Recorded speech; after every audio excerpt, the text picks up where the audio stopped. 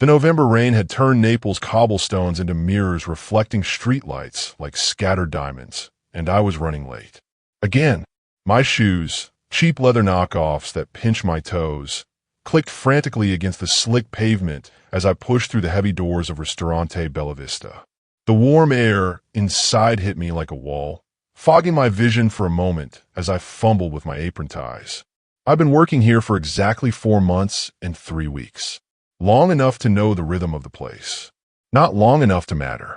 If you're enjoying this story, don't forget to hit that subscribe button, like the video, and comment where you're watching from. Your support helps us bring more powerful stories.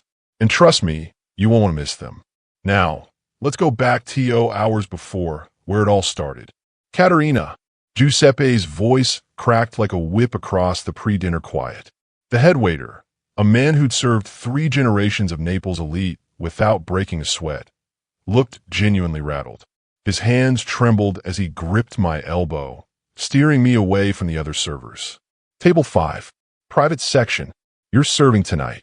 My stomach dropped. But that's Francesca's. Francesca won't be here tonight. His fingers dug into my arm, eyes darting toward the back of the restaurant where silk curtains concealed the private dining rooms. Listen to me very carefully, ragazza. The man at that table. You serve him perfectly, you smile when appropriate, and you forget everything you see and hear. Capisce? The way he said it, the fear beneath the command, made my mouth go dry. I needed this job.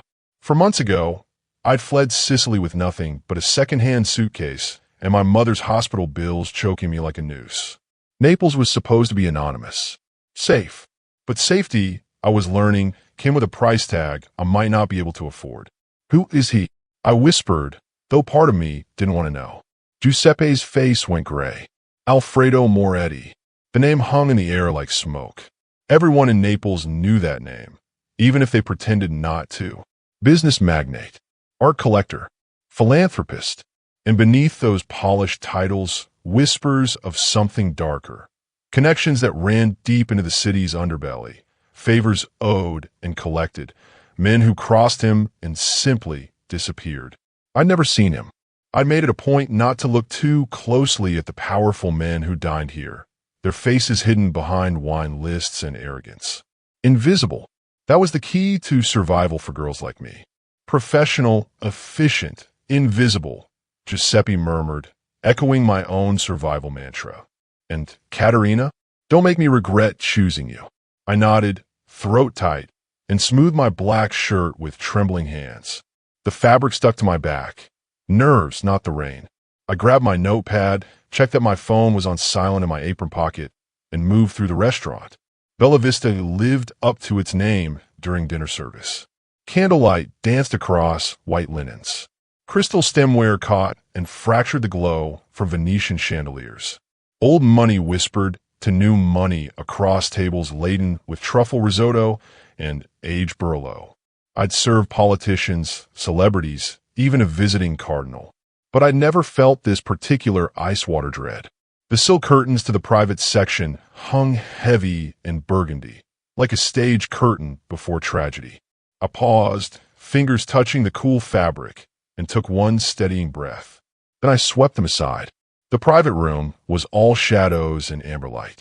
A single round table commanded the space, surrounded by 6 men in suits that cost more than my entire year's salary.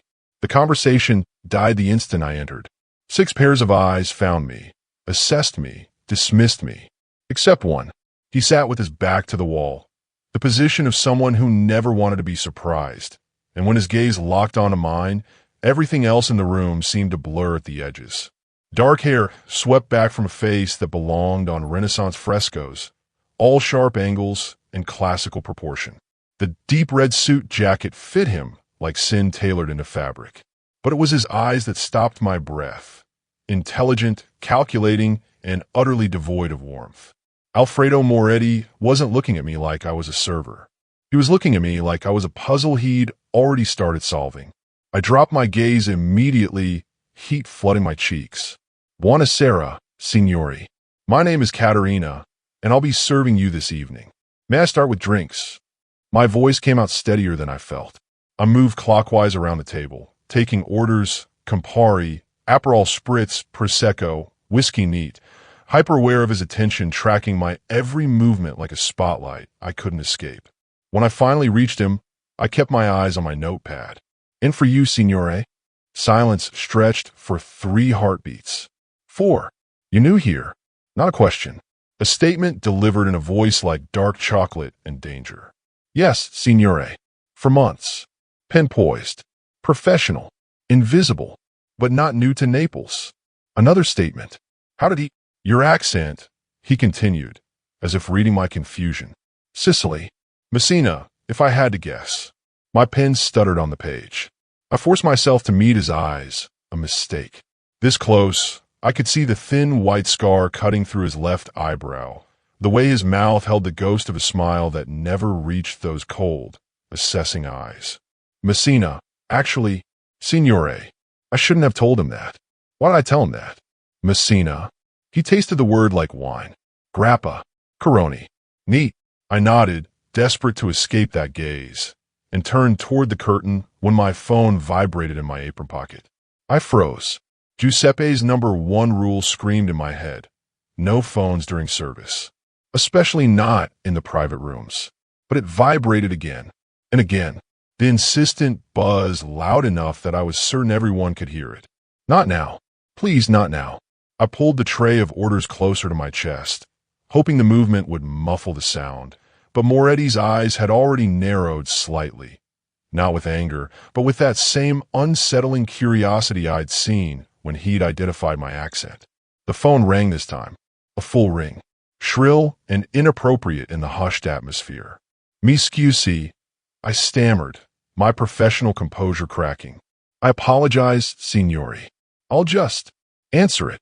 Moretti's voice cut through my panic, smooth and commanding. Not a suggestion. An order. I stared at him, confused. "Signore, I can't." I said, "Answer it." He leaned back in his chair, that ghost of a smile finally reaching his lips. "We're in no rush." The other men at the table shifted uncomfortably, but no one contradicted him. Of course they didn't. Whatever Alfredo Moretti wanted, Alfredo Moretti got. My hands trembled as I pulled the phone from my apron. The screen lit up Mama, not the nurse. My mother herself, which meant whatever was happening in Messina had gotten bad enough that she'd picked up the phone with her own shaking hands. My throat tightened. I glanced at Moretti one more time. His eyes were locked on me with that intense, predatory focus, and I made a choice I'd regret for the rest of my life. I answered. "Asterisk Mama? Che succeed? Stay bene?" The Italian poured out of me naturally, urgently, my professional mask completely forgotten. My mother's voice came through weak and strained, talking about the hospital, about bills, about how the treatments weren't working, about how scared she was. I turned slightly away from the table, lowering my voice, trying to maintain some semblance of privacy, even though I knew it was useless. "Lo so, Mama, lo so. Trevero I soldi, ti lo prometto." "I'll find the money, I promise." The lie tasted bitter. I had no idea how I'd find the money. I barely had enough to cover my own rent. When I finally ended the call, my mother's tears still echoing in my ear, the room had gone completely silent. I turned back to face the table, my face hot with shame and unshed tears, and found Moretti watching me with an expression I couldn't read. "Siciliano," he said quietly, almost to himself. Not just Italian. Sicilian dialect. Messina, specifically. His eyes never left my face. "Your mother." I swallowed hard, suddenly aware that I'd just revealed far more than my accent. I'd shown him weakness. Desperation. Need. "Yes, signore." My voice came out barely above a whisper. "I apologize. That was inappropriate. I should have. She's ill."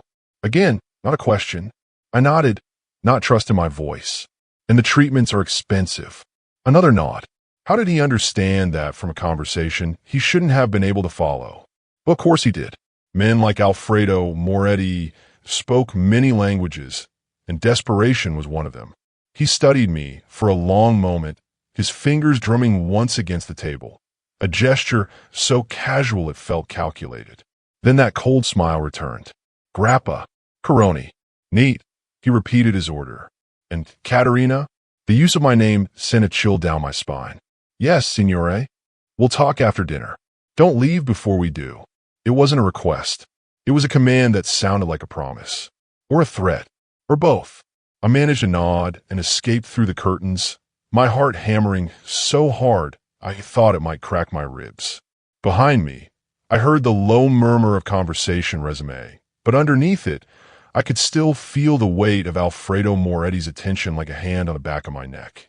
In the main dining room, I pressed my palm against the bar and tried to remember how to breathe. I just made a mistake. A terrible, irreversible mistake. I'd shown a predator exactly where I was bleeding. And men like Alfredo Moretti never ignored blood in the water. The rest of my shift passed in a blur. I served the drinks, Moretti's grappa-neat, the others' orders I couldn't even remember. Every time I entered that private room, his eyes found me, tracked me, measured me.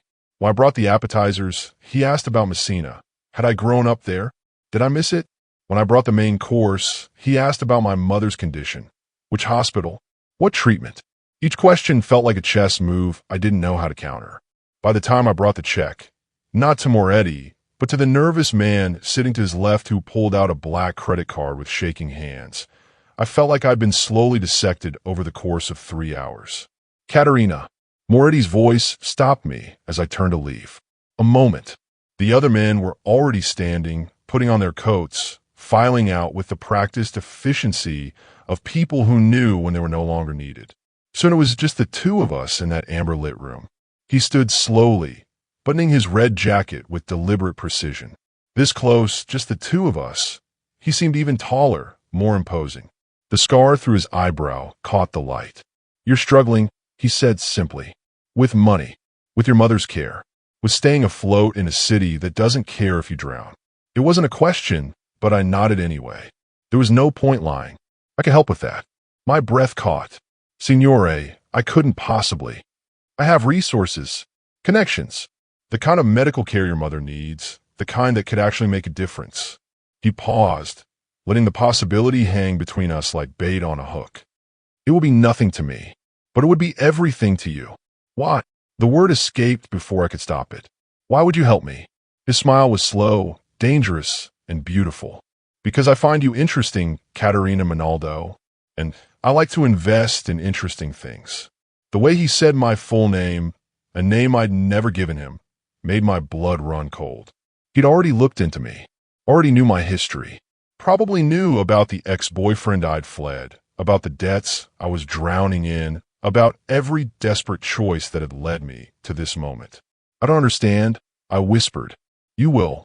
He pulled a business card from his pocket. Thick, expensive paper with nothing but a phone number embossed in gold. Think about it. Call me when you're ready to discuss terms. He moved past me toward the curtain, then paused, his shoulder almost brushing mine. And, Caterina, that was quite a risk you took, answering that call. Most people would have let it go to voicemail. His breath was warm against my ear. I appreciate people who break the rules when it matters.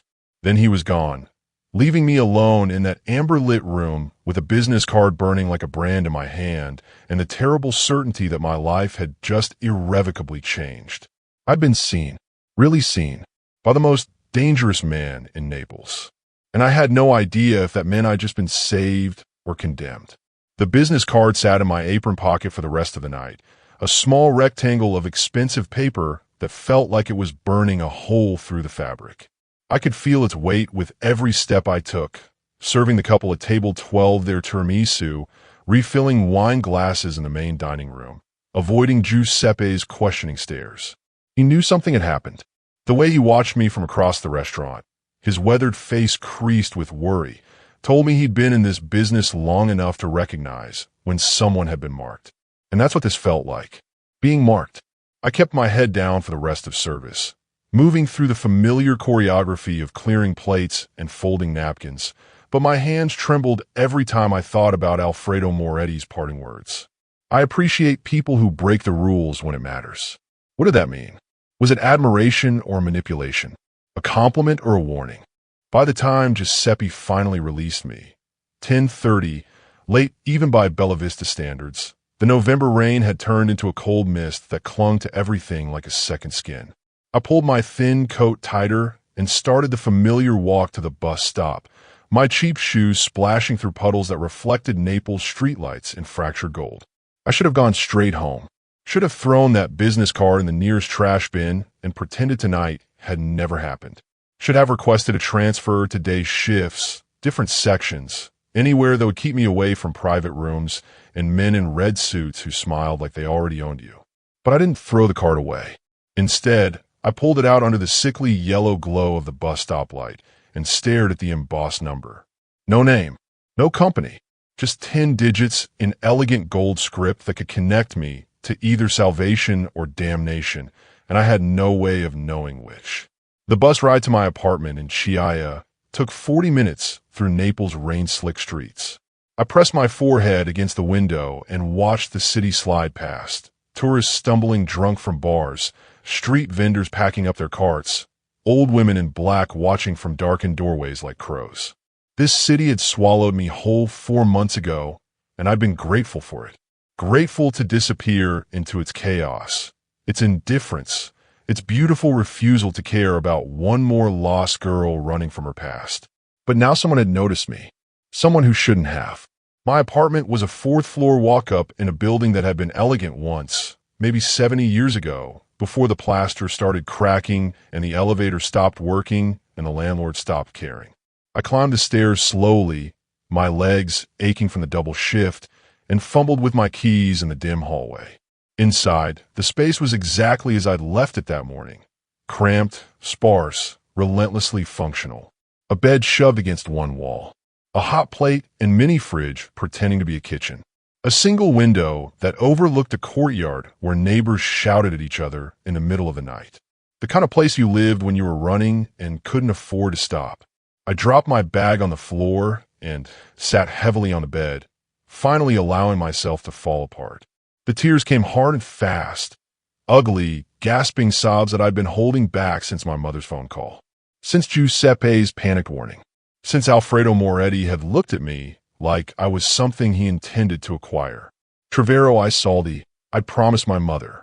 I'll find the money, but I had no idea how. My savings, what little I'd managed to scrape together from 4 months of double shifts and skipped meals, wouldn't even cover one round of the treatment she needed. The experimental therapy her doctors in Messina were recommending cost more than I made in 6 months. The kind of money that only existed in the world of people like Alfredo Moretti, who wore suits that cost more than my yearly rent and ordered grappa like they were ordering water. I pulled out my phone with shaking hands and opened my banking app. The number glowing on the screen was pathetic, 847 euros. 47 cents. That's all that stood between my mother and her health, between me and complete failure as a daughter. There was a missed call from Marco, my ex-boyfriend, from 3 days ago. I've been ignoring his calls for weeks, ever since I changed my number, but he kept finding ways to reach me. New numbers. Messages through mutual friends. That special kind of persistence that wore devotion like a mask over obsession. I deleted the notification without listening to the voicemail. Whatever Marco wanted to say, another apology, another promise that he'd changed, another thinly veiled threat about what would happen if I didn't come back. I didn't want to hear it. That's why I'd fled Messina in the first place. It had started small, the way these things always do. Marco commenting on my clothes, that skirt's too short, people will get the wrong idea. Then my friends, why do you need to see them so much? Am I not enough? Then my phone, who are you texting? Let me see. If you have nothing to hide. By the end, I'd been suffocating under the weight of his love, which had twisted into something that looked less like affection and more like ownership. The final straw had come on a Tuesday night in July when he'd grabbed my wrist hard enough to leave bruises and told me I wasn't allowed to visit my mother in the hospital without him present. I'd left that night with one suitcase and my mother's terrified blessing. Go, she'd whispered from her hospital bed, her hand clutching mine with what little strength she had left. Get away from him before it's too late. So I'd run. To Naples. To anonymity. To a city big enough that one girl could disappear into its crowds and never be found. Except now I had been found. Not by Marco, thankfully, but by something potentially more dangerous. I pulled Moretti's business card from my apron again, turning it over in my hands. The paper was thick, expensive, the kind that whispered money and power with every fiber. On the back, I noticed for the first time there was a single word embossed in that same gold script. A choice. That's what he was offering me. But what were the terms? What would accepting his help actually cost? My phone buzzed with a text from the hospital in Messina, a reminder that my mother's next treatment was scheduled for Friday and payment was due upon arrival. 3,200 euros. Might as well have been 3 million euros. I could help with that, Moretti had said, his voice smooth as expensive liquor. The kind of medical care your mother needs, the kind that could actually make a difference. It will be nothing to me, nothing to him, everything to me. I thought about my mother's voice on the phone tonight, weak and frightened, talking about how the treatments weren't working, how she was scared, how she didn't want to die alone in that sterile hospital room. I thought about the promises I'd made to her, that I'd find a way, that I'd take care of her, that she wouldn't have to suffer. And I thought about Alfredo Moretti's cold, assessing eyes, the way he'd tracked my every movement through that dinner service, the casual way he'd revealed he already knew my full name, my history, probably every secret I tried to bury. I like to invest in interesting things, he'd said. What did that make me? An investment? A project? A possession? The smart thing would be to refuse. To find another way. Take out loans I'd never be able to repay, beg the hospital for a payment plan, pick up a third job. The smart thing would be to stay invisible, to avoid men like Moretti who collected people the way others collected art. But desperation had a way of making smart things impossible. I stared at that gold embossed number until my vision blurred, until the digits stopped being numbers and became a crossroads instead. One path led to more of the same, struggling, drowning, watching my mother fade while I remained powerless. The other led into darkness, but darkness with the promise of light at the end, or at least the illusion of it. But the truth was, I'd already chosen the moment I answered that phone call in front of him. The moment I let him see my desperation, my weakness, my need. I'd already handed him the leverage, already shown him exactly where to press to make me bend. And Alfredo Moretti, I was beginning to understand, was a man who never wasted an opportunity. I set the card on my nightstand and lay back on the bed, fully clothed, staring at the water-stained ceiling of my tiny apartment. Tomorrow I'd have to decide what to do with it. Tomorrow I'd have to figure out if I was brave enough, or desperate enough, to call that number. But tonight, I just let the exhaustion pull me under, dragging me into restless dreams where men in red suits held business cards that burned like brands, and every choice led to the same inevitable end. I woke to my phone ringing at 7 in the morning, sunlight cutting through my thin curtains like an accusation. For a disoriented moment, I thought it was my mother again, another crisis, another reminder of my failures. But the screen showed an unknown number, local, Neapolitan. My hand hovered over the decline button. Unknown numbers never brought good news. It rang 3 more times before I finally answered, my voice rough with sleep. Pronto, Signorina Minaldo. The voice was male, professional, unfamiliar.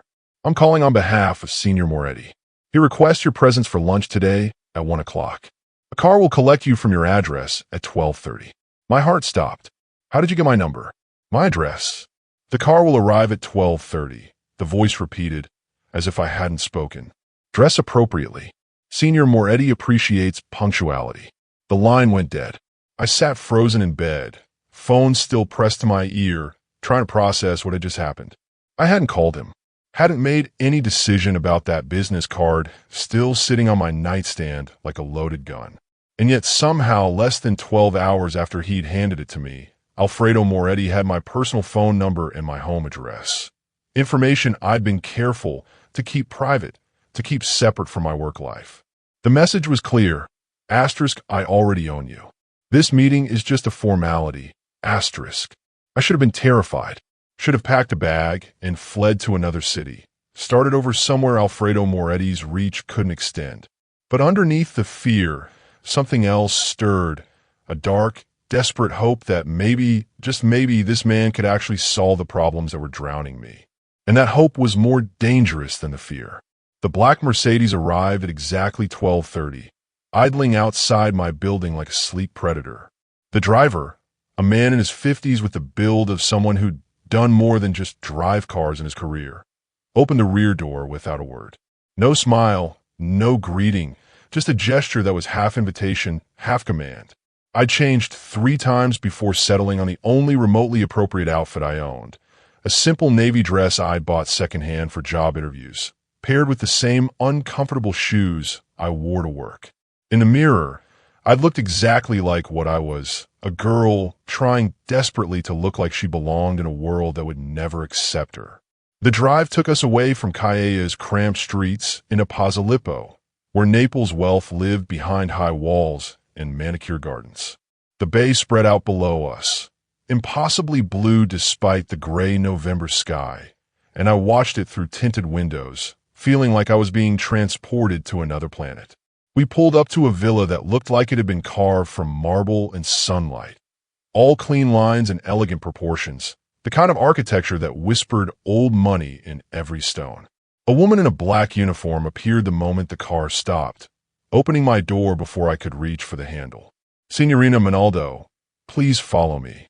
I was led through an entrance hall that could have swallowed my entire apartment, past rooms filled with art that probably cost more than I'd earn in my lifetime, out onto a terrace overlooking the bay. And there, at a table set for 2 with crystal and silver that caught the weak sunlight, sat Alfredo Moretti. He traded a red suit for charcoal gray, equally expensive, equally tailored. Without the shadows of the restaurant, I could see him more clearly, the sharp intelligence in those dark eyes, the way he held himself with the absolute confidence of someone who'd never been refused anything. He was younger than most men with his kind of power, maybe 33 or 34, which somehow made him more dangerous. Young enough to be reckless, old enough to be untouchable. "Caterina," he stood as I approached, a gesture of old-world courtesy that felt deeply at odds with the predatory way he'd acquire my presence here. "Thank you for joining me." As if I'd had a choice. "Signor Moretti." I remained standing, gripping my small purse like a shield. "You didn't give me the opportunity to decline." That ghost of a smile touched his lips. "Would you have? Declined, I mean." The honest answer was no. I would have agonized over that business card for days, maybe weeks, until desperation finally forced my hand. His way was more efficient, more controlling, but also, in a twisted way, a kindness, removing the illusion of choice before I could torture myself with it. "Please sit." He gestured to the chair across from him. "We have much to discuss." I sat because my legs were shaking. A server appeared immediately, a different world from Bella Vista, where I was the one doing the serving, and poured wine in my glass without asking if I wanted it.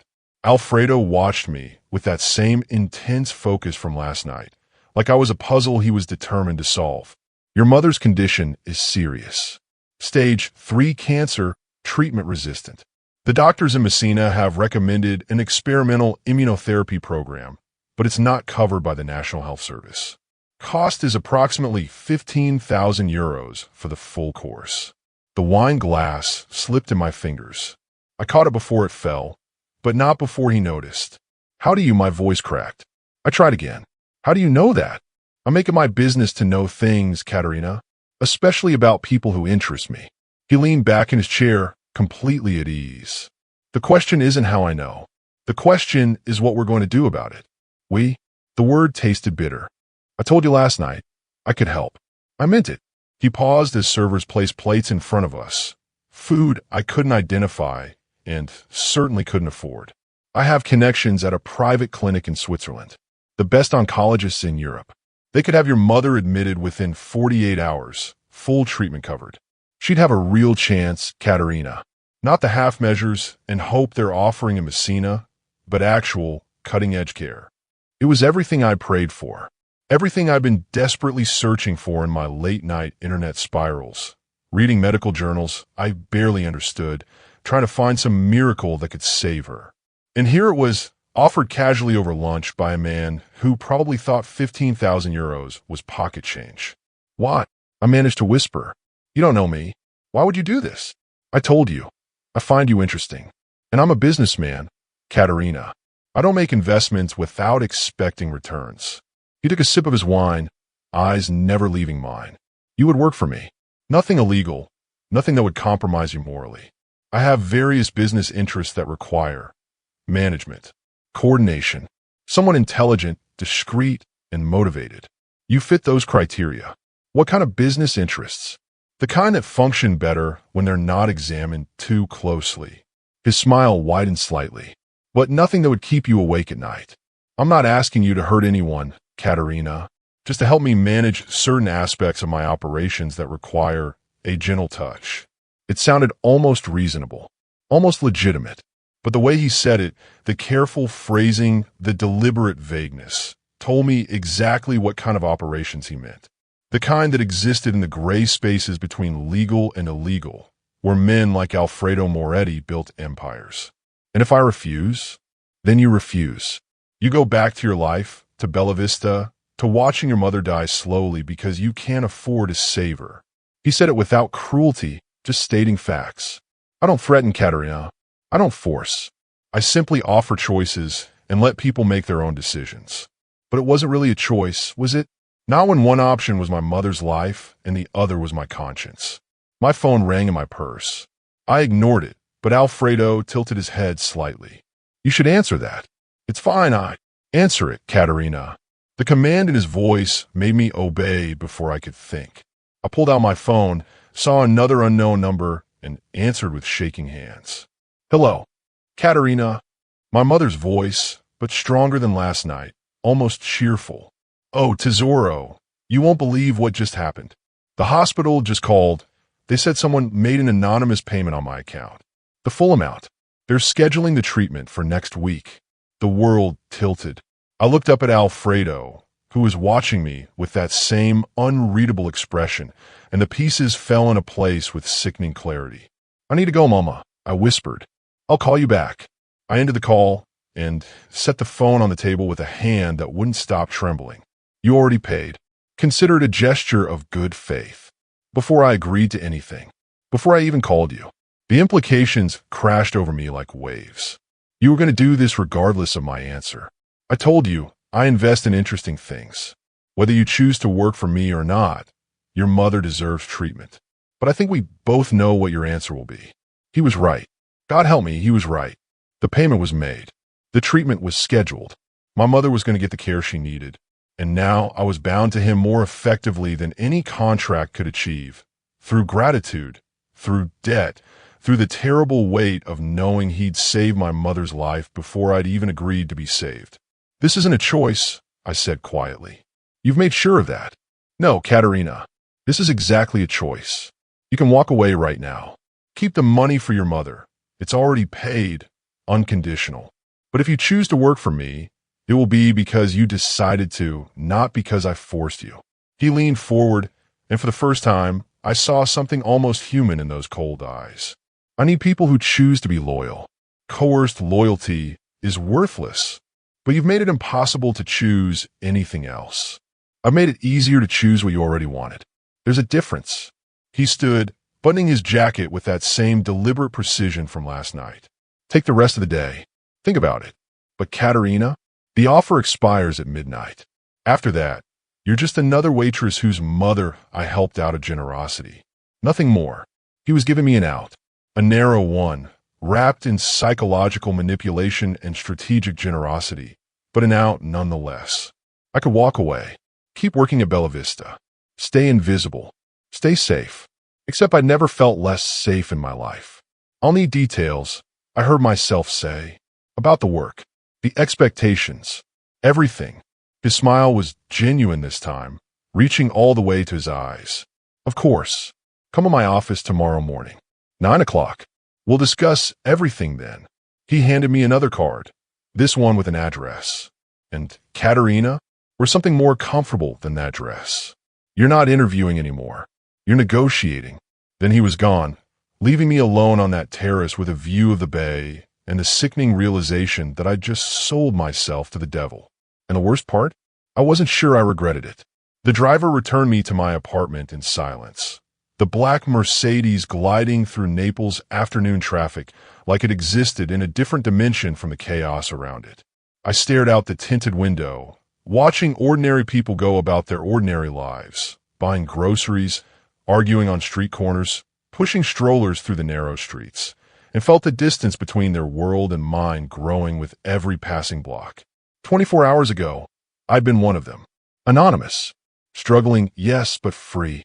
Now, I had an address card burning in my purse and a meeting scheduled for 9 tomorrow morning that would determine the rest of my life. The car stopped outside my building.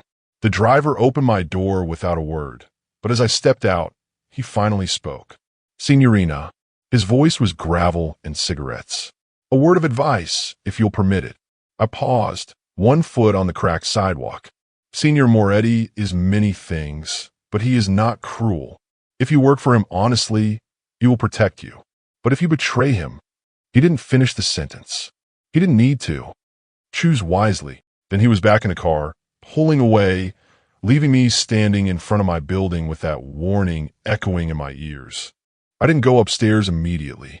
Instead, I walked through Calleja's winding streets, past the vendors selling contraband cigarettes and knockoff handbags, down to the waterfront where the late afternoon sun turned the bay into hammered gold.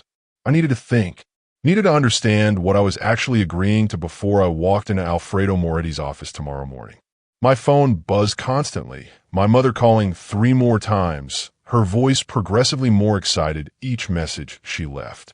The hospital had confirmed everything. The treatment was scheduled. They were talking about real hope, real chances, words we hadn't heard in months.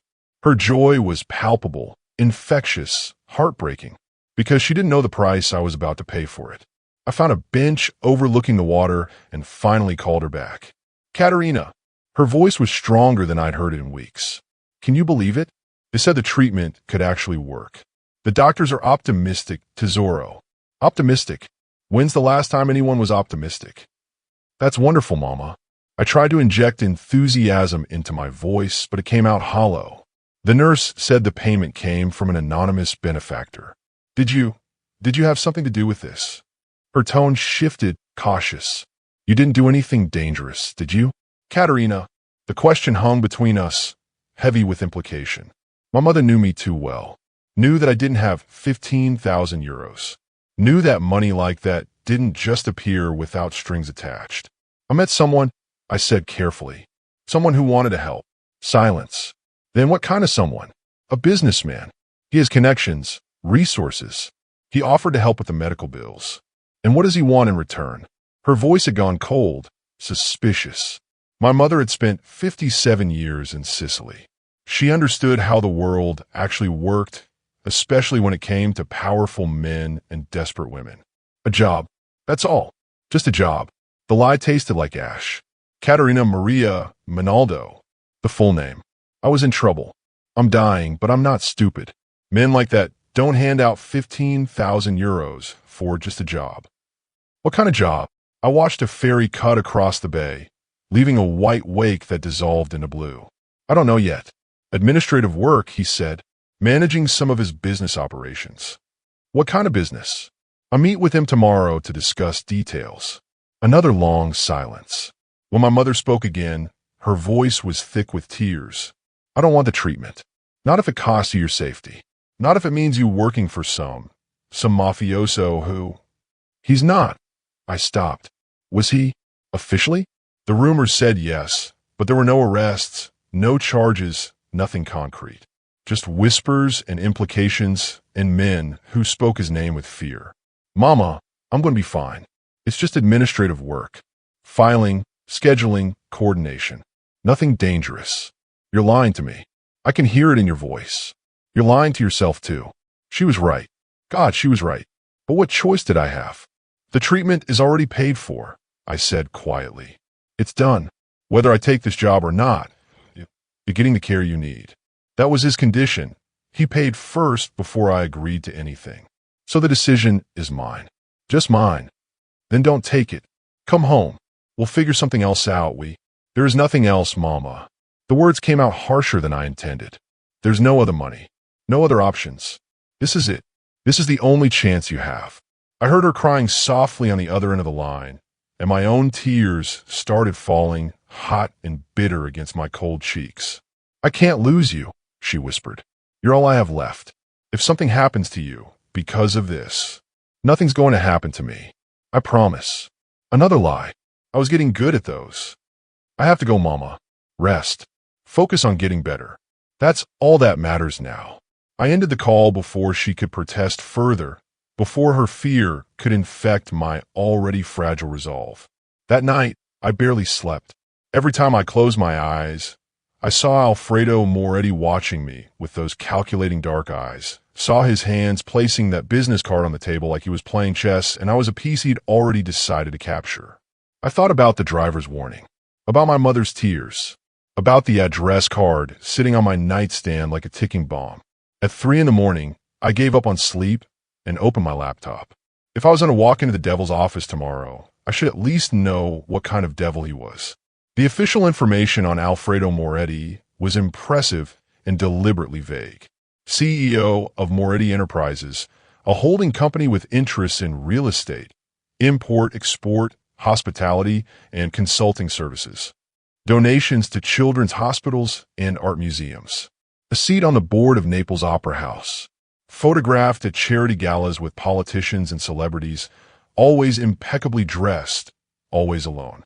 No wife, no public relationships, nothing personal. But the unofficial information, the rumors and whispers I found on forums and in carefully worded news articles, painted a different picture. Allegations of money laundering that never led to charges.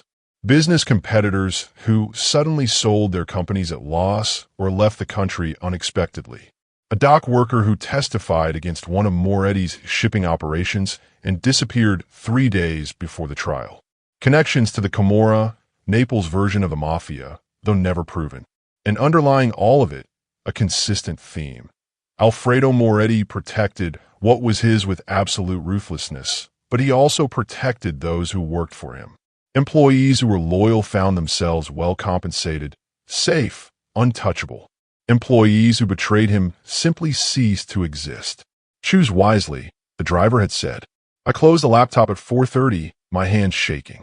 The smart choice was obvious. Don't go to that meeting. Walk away. Find another job, another city if necessary. Let my mother have her treatment as the gift it was supposed to be and disappear back into anonymity before Alfredo Moretti decided I was worth more than a casual investment. But desperation and intelligence rarely occupied the same space, and I'd been desperate for so long that I'd forgotten what smart choices looked like. I dressed carefully that morning, following his instruction to wear something more comfortable. Jeans, my only good pair, no holes or stains. A simple black sweater, minimal makeup, my hair pulled back in a practical ponytail. If I was going to negotiate the terms of my surrender, I wouldn't do it dressed like someone begging for scraps. The address on the card led to an office building in the financial district, modern glass and steel, the kind of place where serious money was made and lost before most people finished their morning coffee. The lobby was all marble and cold elegance, with a security desk that looked more interested in keeping people out than letting them in. I approached the desk with my chin up, tried to project confidence I didn't feel. Caterina Minaldo. I have a 9 o'clock appointment with Senior Moretti. The guard, young, professional, with the same watchful eyes as Moretti's driver, checked his computer and nodded. 11th floor. His assistant will meet you at the elevator.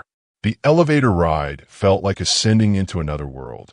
By the time the doors opened on the 11th floor, my heart was racing so fast I thought I might be sick. A woman in her 40s, elegant in a way that suggested old money and older secrets, stood waiting. Signorina Minaldo. This way, please.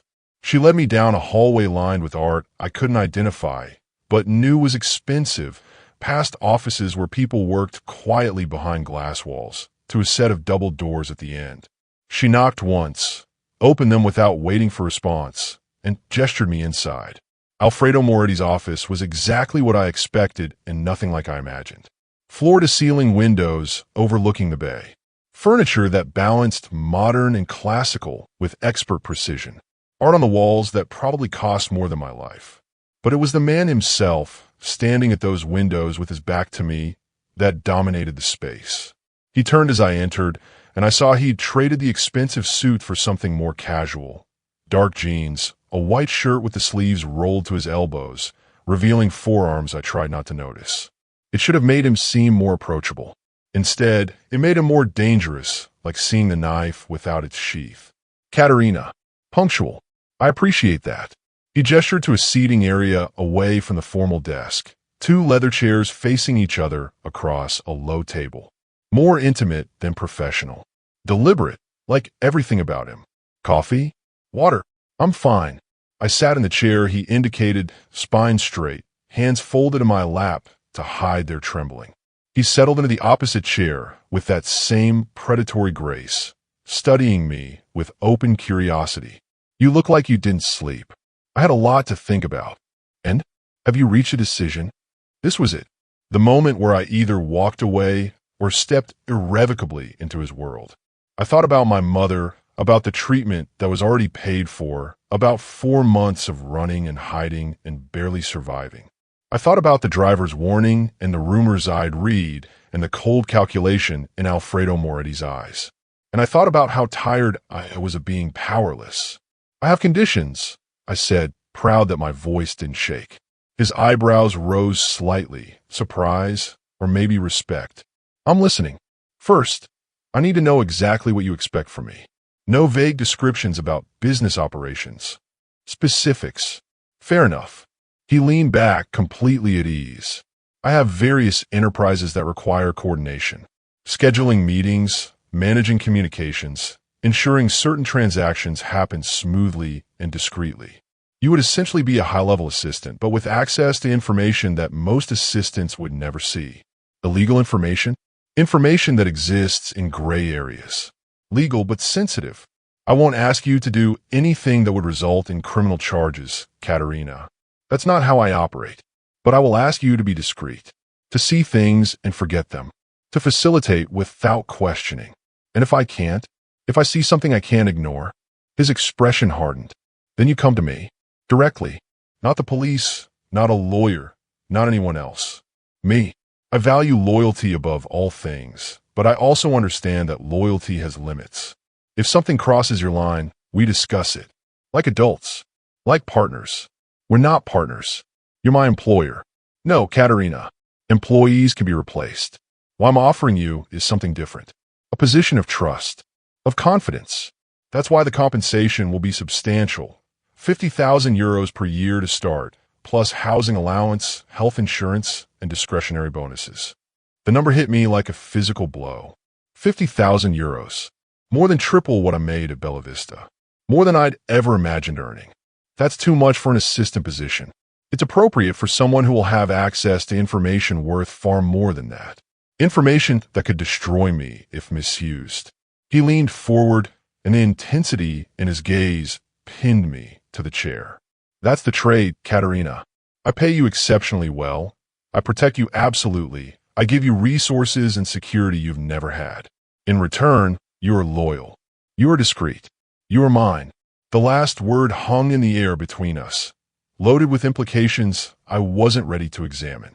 And if I want to leave, after a year, or 2 years, or whenever, then you leave, with a generous severance and my blessing. His smile was thin, but you leave with the understanding that everything you learned, everything you saw, dies with your employment. The secrets stay buried. If they don't, he didn't finish the sentence. The threat was clear enough. So I trade one cage for another. The words escaped before I could stop them. Something flickered in his eyes. Not anger, but something more complex. Is that how you see this? A cage? What else would you call it? You've made it impossible for me to refuse. My mother's treatment depends on your generosity. And now you're offering me money I desperately need with conditions that bind me to you indefinitely. How is that not a cage? Because you can still say no, Katerina. Right now. Walk out that door. Your mother keeps the treatment. That was unconditional, remember? You won't see me again unless you choose to. He stood and moved to the windows, hands in his pockets, silhouetted against the morning light. But here's what I think. I think you're tired of running. Tired of being afraid. Tired of scraping by, while the world ignores you. I'm offering you a chance to stop running, to have power instead of being powerless. Yes, there are strings attached. There are always strings. But at least these ones come with compensation and protection instead of just obligation. He turned back to face me, and the expression on his face was almost gentle. I'm not your ex-boyfriend, Katerina. I'm not interested in controlling you for the sake of control. I'm interested in your skills, your intelligence, your potential. Work for me, and you'll discover you're capable of far more than serving pasta to people who don't see you. Refuse, and you'll spend the rest of your life wondering what you might have become. The words struck deeper than they should have. Because he was right, I was tired. Tired of being invisible, of being helpless, of watching my mother die while I scramble for euros like a beggar.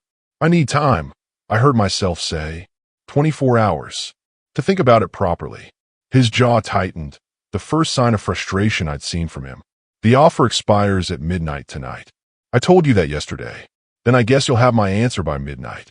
We stared at each other across his office, and I saw him reassessing me, recalculating whatever predictions he'd made about how this conversation would go. Then, slowly, he smiled, a real smile this time, with something that might have been admiration.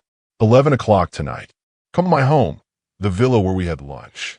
Bring your answer then. He moved closer, and I forced myself not to retreat.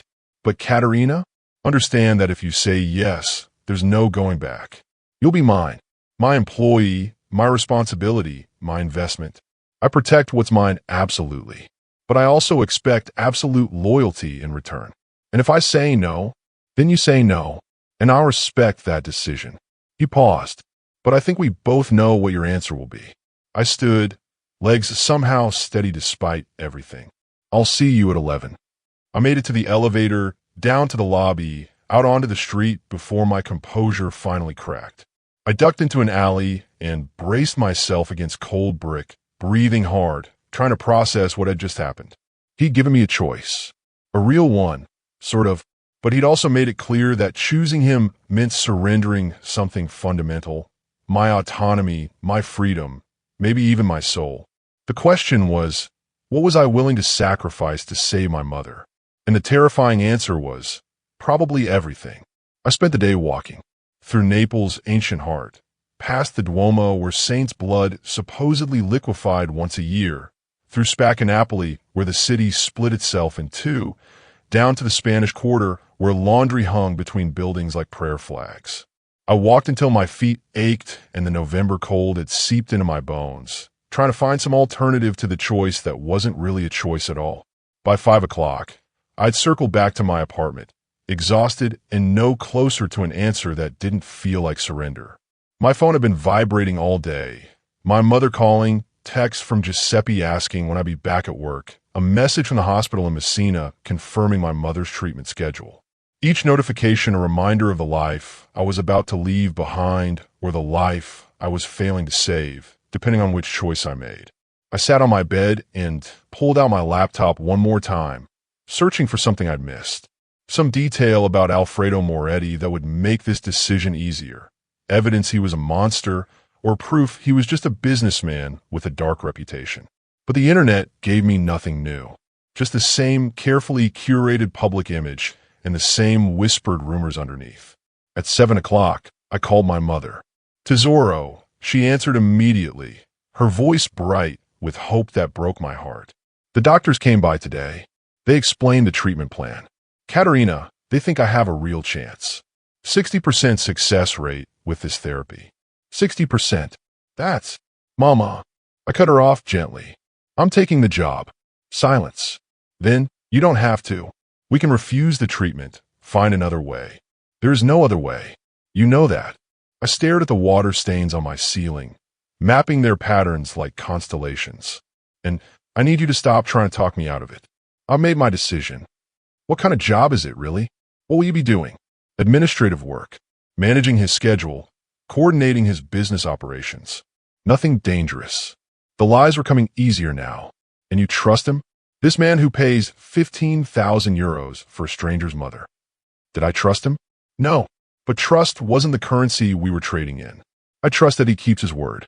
That's enough. My mother was quiet for a long moment. When she spoke again, her voice was thick with tears. You're doing this for me. Sacrificing yourself for me. I should have died before letting you. Don't. The word came out sharp. Don't say that. Don't ever say that. You're my mother. This is what I'm supposed to do. Not like this. Not by selling yourself to some. I'm not selling myself. I'm taking a job. A well-paying job that will let me support both of us properly. Maybe for the first time in my life. I surprised myself with the conviction in my voice. When had I started believing my own lies? This is a good thing, Mama. Try to see it that way. She didn't respond, but I could hear her crying softly. We stayed on the line like that for a few minutes, connected by silence and shared grief for the choices life had forced on us. Call me after your first day, she finally said. Promise me you'll call. I promise. Now rest. Focus on getting better. That's all that matters. After we hung up, I sat in the growing darkness of my apartment and let the weight of the decision settle over me. In 5 hours, I would drive to Alfredo Moretti's villa and tell him yes. In 5 hours, my life would irrevocably change. There was no going back from this, no moment of reprieve. Just forward motion into whatever darkness he prepared for me. At 10:30, I changed into the same navy dress from yesterday, my only appropriate option, and called a taxi I couldn't afford. The black Mercedes would have been more fitting, but I needed this last trip to be mine. My choice. My movement toward him, not his summoning of me. The villa looked different at night. The elegant daylight architecture had transformed into something more gothic, more foreboding. Lights glowed from tall windows, casting golden rectangles across the manicured gardens. I paid the taxi driver and stood at the gates for a moment, my hand on the cold iron, giving myself one final chance to turn around. Then the gates swung open, electronic, automatic, like they'd been waiting for me, and I walked up the gravel path to the front door. The same woman in black answered before I could knock. Signorina Minaldo, he's waiting for you in the study. She led me through the marble entrance hall, past the rooms I'd glimpsed yesterday, down a corridor I hadn't seen before. The study was smaller than his office, but somehow more intimate. Floor-to-ceiling bookshelves, a fireplace where flames danced against the cold night, leather furniture that had been broken in over years of use. It smelled of wood smoke and expensive whiskey and old money. Alfredo stood at the fireplace, one hand braced against the mantel, staring into the flames. He'd changed from this morning's casual elegance into something even simpler. Dark jeans, a black sweater that emphasized the breadth of his shoulders. Without the suits and the formal setting, he looked younger, more human, almost vulnerable, until he turned and I saw his eyes. Katerina. Exactly 11 o'clock. He checked his watch, the same expensive piece I'd noticed before. Your punctuality continues to impress me. I'm here to give you my answer. I know. He moved to a sideboard and poured 2 glasses of whiskey without asking if I wanted one. But first, there's something you should understand about what you're agreeing to. He handed me a glass and gestured to the leather chairs by the fire. I sat because standing felt too exposed, too vulnerable. Alfredo settled across from me, the firelight catching the sharp planes of his face. I told you I value honesty. So let me be honest with you now, before you make your final decision. He took a sip of whiskey, considering his words. What do you know about the Camorra? My stomach clenched. Only what everyone knows. Organized crime. The Neapolitan Mafia. A simplification, but essentially correct. He leaned back, completely at ease, discussing something that should have terrified him. My grandfather was Camorra. My father tried to go legitimate, but you don't really leave that world. You just learn to operate in its shadows more effectively. I've built an empire that exists mostly above board, but there are connections, obligations, old debts, and older alliances that I can't simply walk away from. So the rumors are true. I'm a businessman who understands how power really works in Naples. Not through official channels or legal frameworks, but through relationships, through knowing who owes whom, who can be trusted, who needs to be managed. His eyes locked on mine. If you work for me, you'll see that world. You'll be part of it, whether you want to be or not. The information you handle, the people you coordinate with, the transactions you facilitate, They'll exist in gray areas that most people never see. You're trying to scare me away. I'm trying to make sure you understand what you're accepting. Because once you're in, Katerina, you can't unknow what you've learned. You can't unsee what you've seen. You become part of my world, which means you become a target for anyone who sees me as a threat. The fire crackled, filling the silence between us. I took a sip of the whiskey. It burned going down, expensive and smooth, and nothing like the cheap wine I could afford. Earlier, you said you protect what's yours, I said quietly. What does that mean exactly? It means that if you work for me, you'll have security you've never experienced. Not just financial security, but physical protection. If anyone threatens you, they answer to me. If anyone tries to use you to get to me, I eliminate that threat. His voice was matter-of-fact, like he was discussing business metrics. But it also means I expect absolute loyalty. You don't discuss my business with anyone. Not friends, not family, not the police. What you learn stays with you. Always. And if I accidentally let something slip, if I make a mistake, then we discuss it. Like I said, I'm not interested in punishing human error, but intentional betrayal. His expression hardened. That I don't forgive. I thought about the dock worker who'd disappeared before testifying. About the competitors who'd sold their businesses at a loss. About all the whispered stories I'd read online. You're asking me to become complicit in whatever you do. To look the other way, to stay silent, I'm asking you to trust me. He set down his glass and leaned forward, elbows on his knees, bringing himself to my level. I know that sounds absurd. I know you have no reason to trust me. But I swear to you, Katerina, I will never ask you to do something that would destroy you morally. Yes, you'll see things that exist in gray areas. Yes, you'll handle information that's sensitive. But I'm not asking you to hurt anyone. I'm asking you to be discreet, to be loyal, to let me handle the darkness so you don't have to. Why me? The question burst out before I could stop it. You could hire anyone, someone already connected to your world, someone who wouldn't need all these explanations. Why choose a waitress from Messina who has nothing to offer you? Something shifted in his expression, a crack in the carefully maintained facade. Because everyone already connected to my world has their own agendas, their own loyalties and alliances.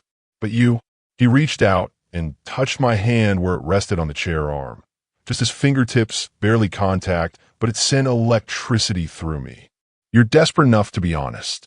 You have everything to lose, which means you'll protect what you have with everything you are. And you're not impressed by me. Not really. You're terrified, yes, but not impressed. Do you know how rare that is? I pull my hand away, unsettled by how right he was. I'm not special. I'm just broke and scared. You're more than that. You answered that phone in front of me when you knew you shouldn't. You spoke to your mother in Sicilian without thinking about who might be listening. You walked into my office this morning and demanded conditions. You're not broken yet, Katerina. You're bent, but not broken. That's what I need. That's what I'm investing in. The words should have sounded manipulative. They probably were manipulative. But something in the way he said them, the genuine intensity, made me believe he actually meant it. If I do this, I said slowly, if I say yes, I need one more condition. His eyebrows rose. You're negotiating again. My mother, she can never know the truth about what I do for you. As far as she's concerned, I'm a legitimate assistant for a legitimate businessman. Agreed. That's easy enough to maintain. And if something happens to me, if I disappear or die, or whatever fate befalls people who cross you, she gets the treatment anyway. The full course, no matter what. That's non-negotiable. For the first time since I'd met him, Alfredo Moretti looked genuinely surprised. Then something like respect flickered across his face. You're asking me to take care of your mother, even if you betray me. I'm asking you to spare an innocent woman who has nothing to do with any of this. He studied me for a long moment, firelight playing across his features. Then he nodded. Agreed. Your mother receives full treatment regardless of what happens between us. You have my word. Your word. I almost laughed. And what's that worth? In my world, everything. He stood and extended his hand. So, do we have an agreement, Katerina Minaldo? This was it. The moment of no return. I could stand, shake his hand, and step irrevocably into his world. Or I could refuse, walk out that door, and spend the rest of my life wondering if I'd made the right choice. I looked at his extended hand, strong, steady, covering the expensive watch that probably cost more than my year's rent. Then I looked at his face, at the cold calculation in those dark eyes that promised protection and demanded loyalty in equal measure. And I thought about my mother in her hospital bed, about the 60% chance that now existed where before there'd been none, about the years she might have if this treatment worked. I stood, took his hand. His grip was firm, warm, absolutely certain. We have an agreement. His smile was slow, satisfied, like a chess player who just won a game that had never really been in doubt. Then welcome to your new life, Katerina. I promise you, it will be nothing like the old one. He pulled me slightly closer, not threatening, but intimate, and I caught the scent of his cologne mixed with whiskey and wood smoke. You start Monday, 9 o'clock. My assistant will have everything prepared, employment contracts, housing arrangements, security protocols. You'll move out of that apartment in Chiaya by the end of the week. Move? I never agreed to. You work for me now. That means you live somewhere secure, somewhere appropriate for someone with access to sensitive information. I've already arranged an apartment in Posillipo, 3 times the size of your current place, fully furnished, with security that actually works. The control, the assumption, the way he'd already made these decisions without consulting me. It should have made me angry. Instead, I just felt exhausted. Anything else you've decided about my life? Many things, but we'll discuss them Monday. He released my hand, but didn't step back. For now, go home. Pack what matters. The moving service will handle everything else. Moving service. Of course you have a moving service. I have everything, Katerina. And now so do you. He moved past me toward the door, then paused. One more thing. Give me your phone. What? What? Security. The phone you have now is compromised. Anyone could be tracking it, including your ex-boyfriend if he's determined enough. You need something secure. My heart stopped. How do you know about Marco? His smile was thin. I told you, I make it my business to know things, especially about people I'm investing in. He held out his hand expectantly. The phone, Katerina. I pulled it from my purse with trembling fingers and handed it over. He immediately removed the SIM card and dropped the phone itself in the fireplace. I watched my entire digital life, contacts, photos, messages, melt in the flames. From his pocket, he produced a new phone, expensive, sleek, nothing like my second-hand model. Already programmed with everything you need. My number's the first contact. Any problems, any threats, any concerns, you call me immediately. Understand? I took the phone, feeling its unfamiliar weight. You've been planning this. All of this. Since before I even agreed. I'm always planning, Katerina. That's how I survive. He opened the study door, and the woman in black appeared as if summoned. Maria will see you out. A car will take you home. Get some rest. Monday morning, your new life begins. I followed Maria back through the villa, clutching my new phone like a lifeline, my old life literally burning behind me in Alfredo Moretti's fireplace. In the car, another black Mercedes, another silent driver. I stared at my reflection in the tinted window and tried to recognize the girl looking back at me. She looked the same brown hair, same ordinary face, same cheap dress. But something fundamental had shifted. Some invisible line had been crossed. I'd agreed to become his employee, his investment, his responsibility. And in doing so, I traded one form of captivity for another. The question now wasn't whether I'd made the right choice. The question was whether I'd survive it. Monday morning arrived with the weight of inevitability. I woke at 6 in my Chiaya apartment for what would be one of the last times, surrounded by half-packed boxes that the moving service, Alfredo's moving service, would collect on Wednesday. The new phone sat on my nightstand, silent and somehow ominous, a physical reminder of how completely my life had been reorganized in 72 hours. At 8:15, a black car arrived. Not the Mercedes this time, but something even more expensive. I didn't recognize the make, just registered the sleek lines and tinted windows that screamed money in a way that made my neighbors stare from their windows. The driver opened the door without a word, and I slid into leather seats that probably cost more than everything I owned. The ride to Alfredo's office building took 20 minutes through morning traffic. I spent it staring at my reflection in the window, practicing the expression of someone who belonged in cars like this, in buildings like the one we were approaching. By the time we arrived, I'd almost convinced myself. The assistant who'd greeted me last time, Elena, I'd learned her name was, met me in the lobby with a smile that didn't reach her eyes. Professional, polite, and utterly impenetrable. Signorina Manaldo, welcome. I'll show you to your office. My office. The words felt surreal. She led me to the 11th floor, but instead of Alfredo's corner suite, we stopped at a smaller office 3 doors down. It was still nicer than anywhere I'd ever worked. Modern furniture, a view of the bay, technology one barely knew how to use, but it was clearly subordinate to his. A satellite orbiting his sun. You'll find everything you need here, Elena said, gesturing to the desk where neat stacks of folders waited. Security credentials, building access, IT protocols. Senior Moretti will brief you on your specific responsibilities at 9:30. Until then, familiarize yourself with the materials. She left before I could ask questions, her heels clicking efficiently down the hallway. I sat at the desk, my desk, and opened the first folder.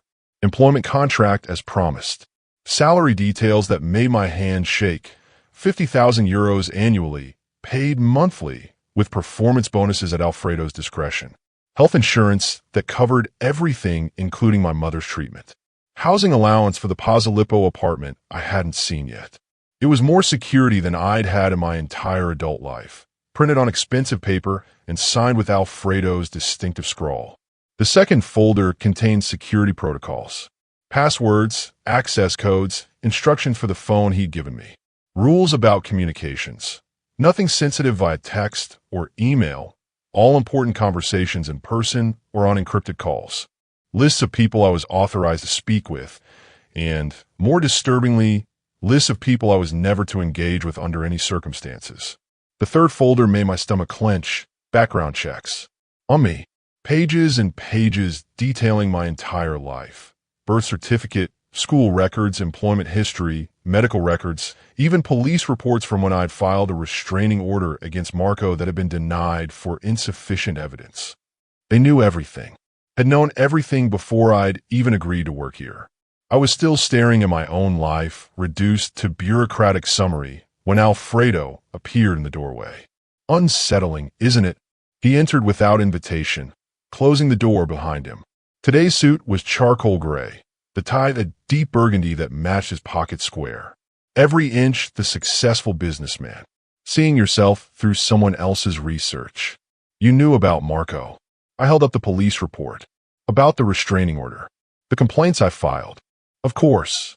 He settled into the chair across from my desk, the visitor's chair, making me the one with positional power, though we both knew that was an illusion. I told you, I make it my business to know things, especially about people I'm trusting with sensitive information. And you hire me anyway, even knowing I have a violent ex-boyfriend who might come looking for me. I hired you because you have a violent ex-boyfriend who might come looking for you. His eyes held mine, serious and calculating. You understand what it means to be hunted, to need protection. That makes you loyal. And more importantly, it means I know exactly what you need from me. The manipulation was so elegant I almost admired it. Almost. Did you bring me here to remind me how much you know about me? I brought you here to tell you we're leaving for Rome this afternoon. Packed for 3 days. The car will collect you at noon from your apartment. Rome? I just started. I don't even know what I'm supposed to be doing yet. And you want me to? You're supposed to be with me. He stood, adjusting his cufflinks with casual precision. That's the job, Katerina. You coordinate my schedule, manage my communications, ensure my business operations run smoothly. Which means you need to understand those operations. And that requires observation. Observation of what? Everything. His smile was thin. Noon. Don't be late.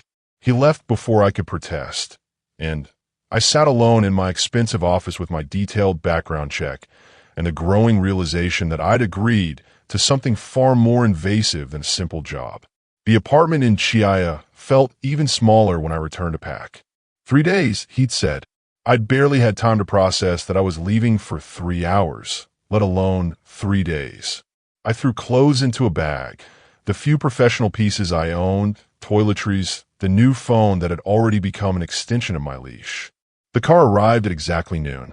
This time it was an SUV with tinted windows so dark I could barely see out. I climbed in and found Alfredo already waiting in the back seat, laptop open, reading glasses perched on his nose in a way that made him look scholarly and dangerous at once. Good. You're punctual. He didn't look up from his screen. We'll be driving. I prefer it to flying for domestic trips. More privacy, more control. Driving to Rome takes hours. 4.5, approximately. Use the time to review these. He handed me a tablet loaded with documents. Property acquisitions I'm considering. I want your opinion. My opinion? I don't know anything about real estate. You know about numbers. About whether deals make sense. That's all I'm asking. He finally looked at me over his glasses.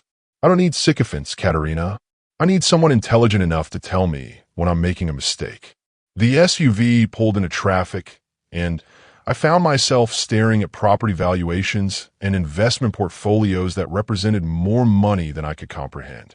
Beside me, Alfredo worked in focused silence, occasionally fielding calls in Italian, so rapid and colloquial I could only catch fragments. We stopped once at a rest area outside of Caserta.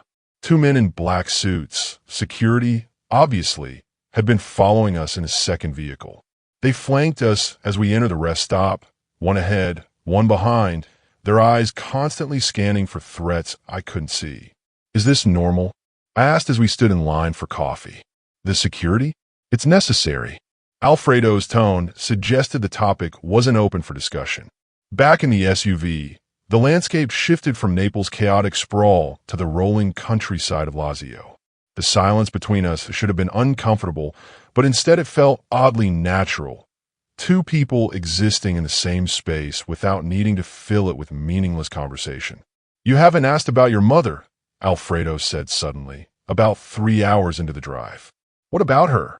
She started treatment yesterday. The hospital in Messina confirmed her admission to the program. He pulled out his own phone, scrolled briefly, then handed it to me. The doctors are optimistic about her response. I stared at the screen, showing a medical report I shouldn't have been able to access, detailing my mother's treatment plan with a thoroughness that made my throat tight. He'd been monitoring her care, tracking her progress. Probably had people reporting directly to him about her condition. You're having her watched. I'm ensuring she receives the best possible care. There's a difference. He took the phone back. By next week, she'll be transferred to a private clinic in Rome. Better facilities, better specialists. She'll finish her treatment there. Rome, where you can keep an eye on her, where I can keep her safe. His voice hardened. You work for me now, Katerina. That makes your family my responsibility. Your mother's safety, her health, her comfort, all of it falls under my protection. Try to see it as a benefit rather than an invasion. It's hard to see surveillance as a benefit, even when that surveillance ensures she's receiving care that would otherwise be impossible, even when it means she'll be alive to see you again. He shifted to face me directly. I understand your fear. I do. But you need to accept that this is how my world works. Information is power, and protection requires information. The more I know, the better I can safeguard what's mine. She's not yours.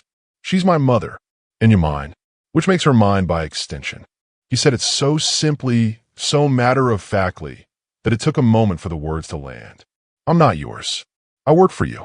In my world, Katerina, there's no distinction. We arrived in Rome as the sun was setting, painting the city in shades of gold and amber. The SUV navigated through ancient streets to a hotel that looked like it had once been a Renaissance palace, because it probably had been. The lobby dripped with marble and frescoes and the quiet confidence of extreme wealth. Alfredo checked us in with efficiency that suggested he stayed here often. Adjacent suites, he told the concierge, and have dinner sent up at 8. Suites. I followed him to a private elevator. You thought I'd book you a separate room on another floor? Keep you at arm's length. His smile was amused. You're not an employee I occasionally consult, Katerina. You're my assistant. That means you stay close. Always. The suites were connected by an interior door that Alfredo left conspicuously unlocked. Mine was larger than my entire apartment had been. Bedroom, sitting room, marble bathroom with a tub I could swim in. Through the connecting door, I could see Alfredo's was even grander. Unpack. Freshen up. We have dinner with some associates at 9. He loosened his tie, looking for the first time that day less than perfectly composed. We're something appropriate but not formal. These are people who appreciate authenticity. What kind of associates? The kind you don't ask too many questions about. He met my eyes. Remember what I told you? See things and forget them. Tonight will be your first test of that. He closed the connecting door, but I could hear him moving around in the next room. Shower running, phone calls in rapid Italian, the sounds of someone preparing for whatever business awaited us. I sat on the edge of the enormous bed and tried to process the day. This morning I'd been in Naples.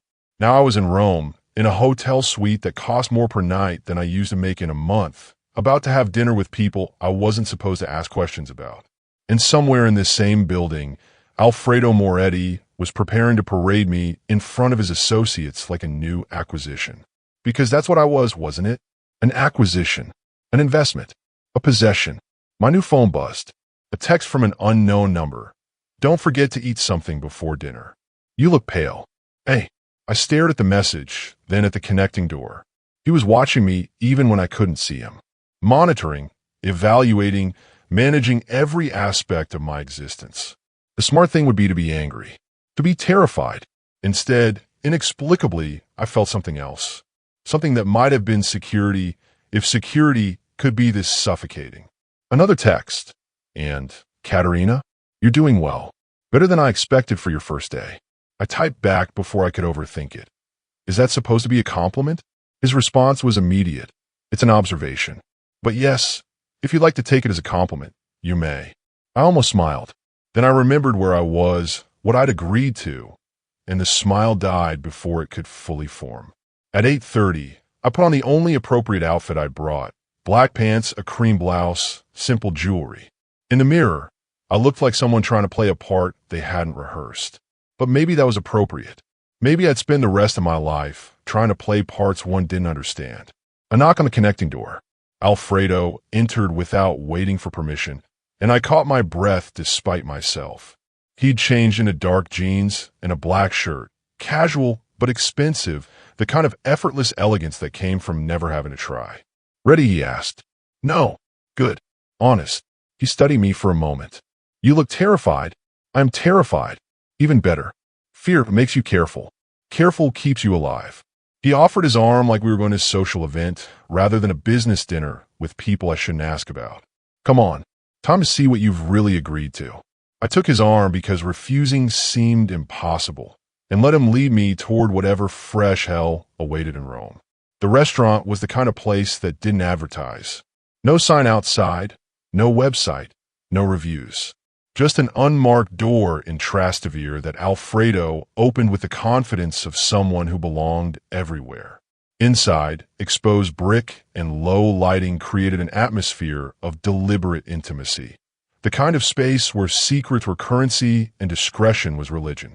A host appeared immediately, greeting Alfredo by name with a warmth reserved for valued patrons. We were led to a private room in the back, separated from the main dining area by heavy velvet curtains.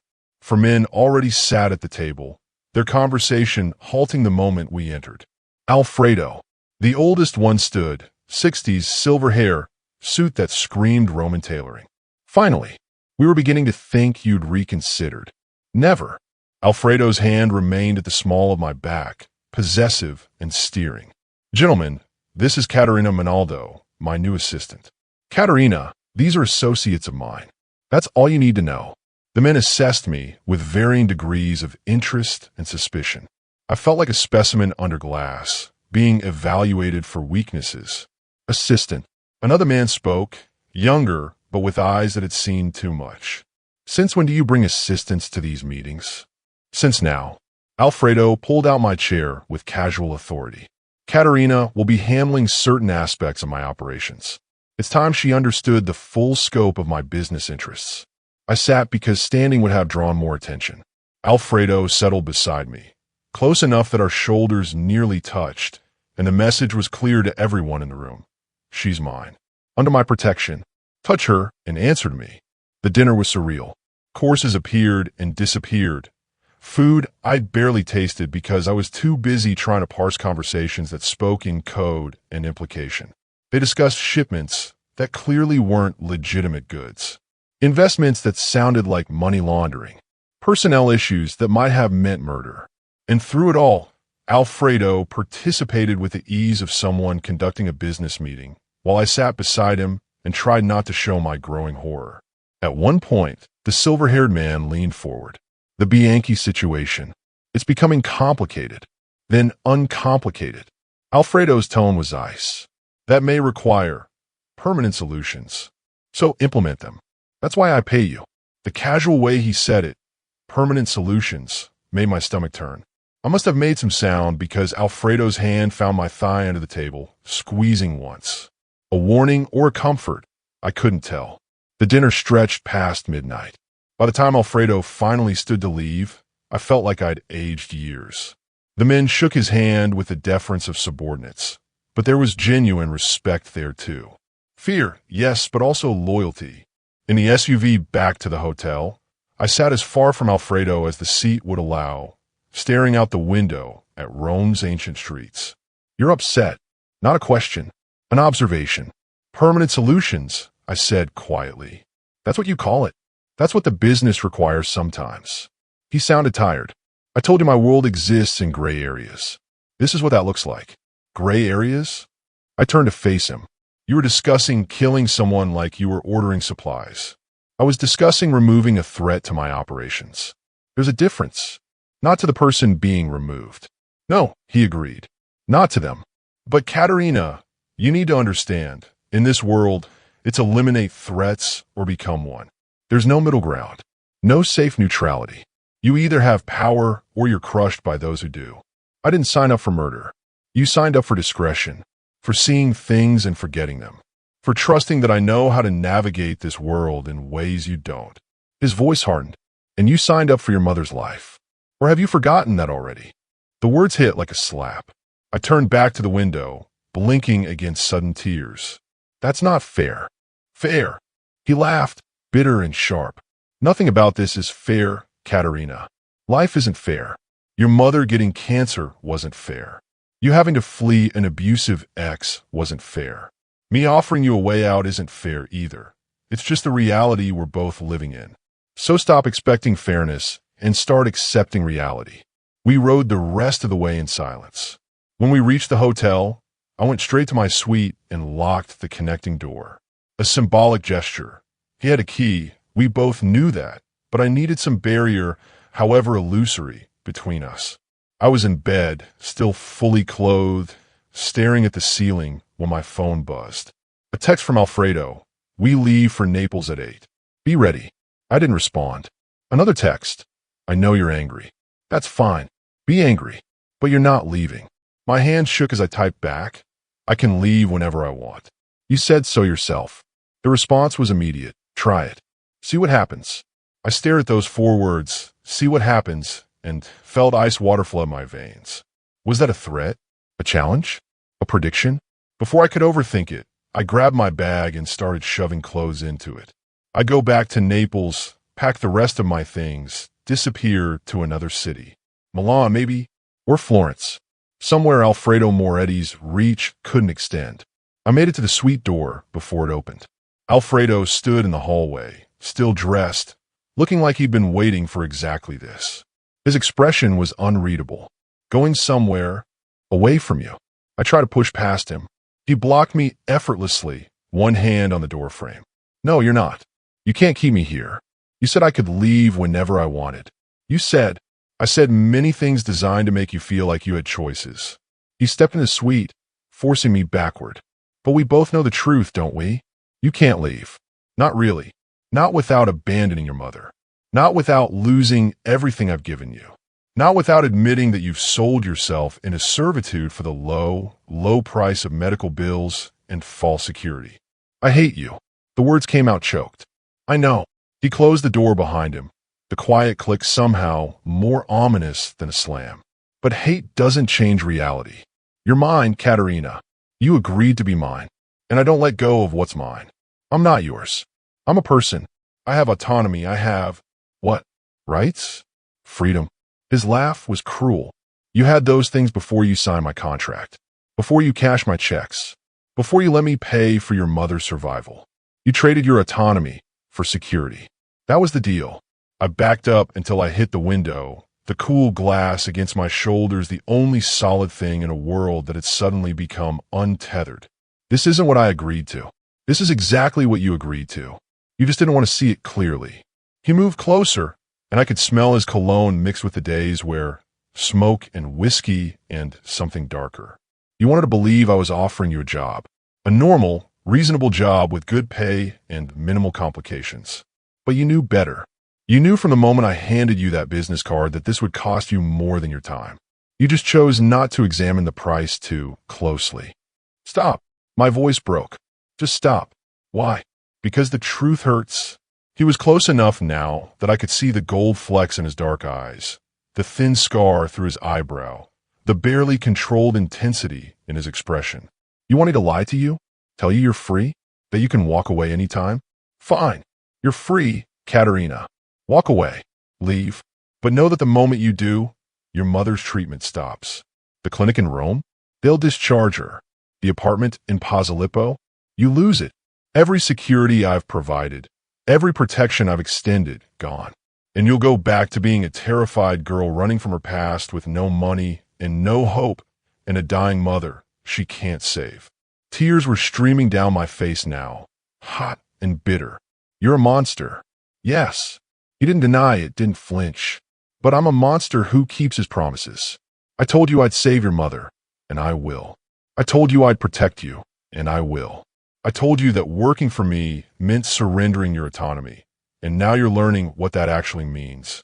I'm many terrible things, Katerina, but I'm not a liar. You manipulated me. From the beginning, I gave you choices. Choices with consequences, yes, but choices nonetheless. You chose to answer that phone in front of me. You chose to accept my lunch invitation. You chose to come to my office, to negotiate terms, to sign a contract. Every step of the way, you chose. Don't pretend you're a victim of some grand deception. You knew exactly who I was, and you chose me anyway because the alternative was worse. I slumped against the window, all the fight draining out of me. Because he was right. God help me, he was right. I had known. Maybe not the specifics, not the full horror of permanent solutions and casual discussions of murder, but I'd known the essence of what he was. What he did, what working for him would mean, and I'd chosen it anyway. I can't do this, I whispered. I can't be this person. His expression softened fractionally. You don't have to be any person except yourself. I'm not asking you to become like me, Katerina. I'm asking you to exist beside me, to handle the logistics and coordination while I handle the darkness, to be the administrative face while I'm the actual power. You won't have to hurt anyone. You won't have to make the decisions that keep me awake at night. You just have to be loyal and discreet. And complicit. Yes, and complicit. He reached out slowly, giving me time to pull away and wiped the tears from my cheek with his thumb. The gesture was so gentle, so at odds with everything else about him, that it broke something inside me. But complicity in exchange for your mother's life? For security you've never had? For protection from men like your ex-boyfriend who think they can own you through fear? That's not the worst trade you can make. Is that supposed to comfort me? It's supposed to be honest. His hand remained on my face, warm and steady. I could lie to you, tell you that what we're doing is entirely legal, entirely ethical. Paint myself as some misunderstood businessman who just operates in competitive spaces. But I respect you too much for that. You deserve the truth, even when it's ugly. Especially when it's ugly. I close my eyes, exhausted beyond measure. I don't know how to do this. How to be okay with any of this. You don't have to be okay with it. You just have to accept it. He dropped his hand. And you don't have to decide right now. We'll go back to Naples tomorrow. You'll move into the new apartment. You'll spend a few days learning your actual responsibilities, which, I promise you, are mostly boring administrative work. And if after a week you still want to leave, we'll discuss it. Really discuss it with all options on the table. Even the option of actually leaving. Even that. He moved toward the connecting door, then paused. But Katerina, you won't want to leave. Because despite what you think of me right now, despite your horror of the world you've glimpsed tonight, you're going to discover something about yourself. What's that? That you're stronger than you believed, more capable than anyone ever told you, and that having power, real power, not the illusion of it, is addictive. His smile was knowing and sad. You think I'm a monster now? Wait until you see what you're capable of when you stop being afraid all the time. He disappeared through the door, leaving me alone in the vast suite with his words echoing in the silence. I slid down the window until I was sitting on the floor, my back against the glass, and tried to understand what had just happened. I tried to leave. He'd stop me, but not with force, with truth. With the cold, brutal reality that I'd already made my choice days ago when I'd taken his hand and agreed to be his. The question wasn't whether I was trapped. The question was whether the cage he'd built around me was really so different from the ones I'd been living in all along. My phone buzzed. Another text from Alfredo. Get some sleep. Tomorrow will be easier. I promise.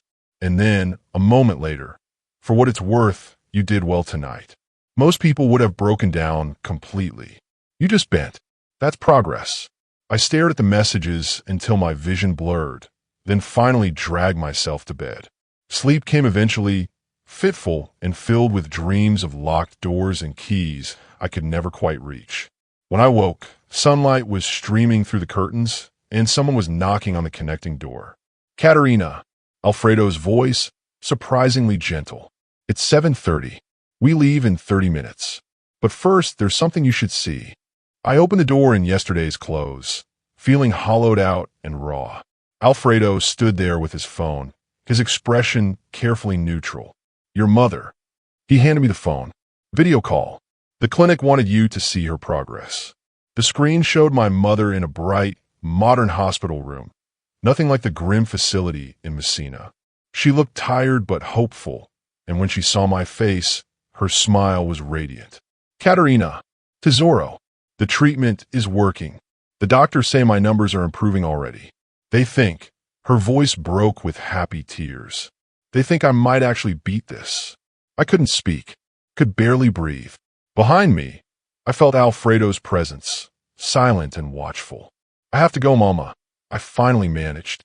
But I'll call you soon. I love you. I love you too, Tesoro.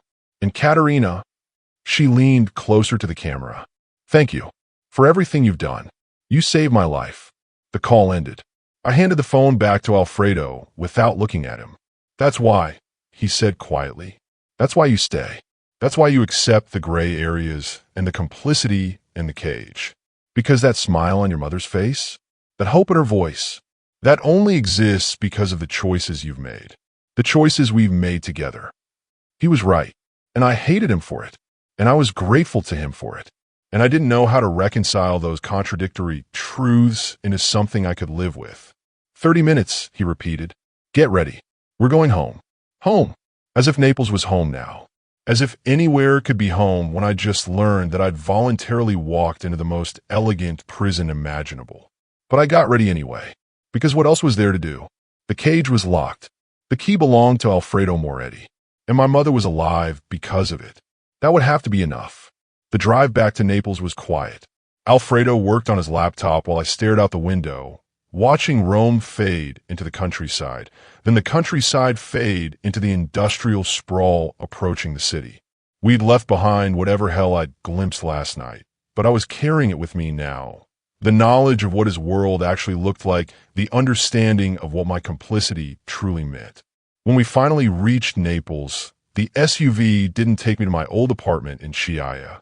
Instead, we climbed into Posillipo, where the wealthy built their fortresses overlooking the bay, and pulled up to a modern building with security gates and doormen who nodded to Alfredo like he owned the place. He probably did. Third floor, he said as we entered the elevator. Corner unit. Best views in the building. The apartment was 3 times the size of my old place, just as he'd promised.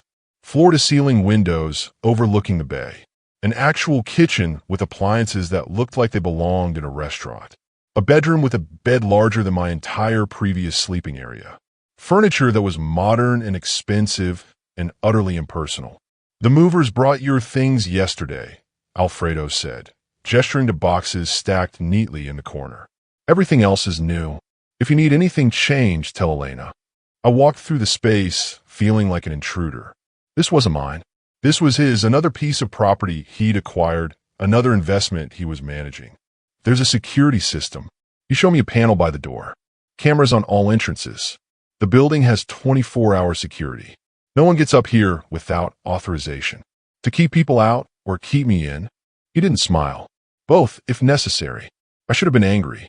Should have fought back against this gilded cage he'd constructed. Instead, I just felt exhausted. I need time alone. The words came out flat. Please. For a moment, I thought he'd refuse. Then he nodded. I'll be back tonight. 7 o'clock. We'll have dinner. Discuss your schedule for the rest of the week. He moved toward the door, then paused. Katerina, I know you think I'm a monster. Maybe I am.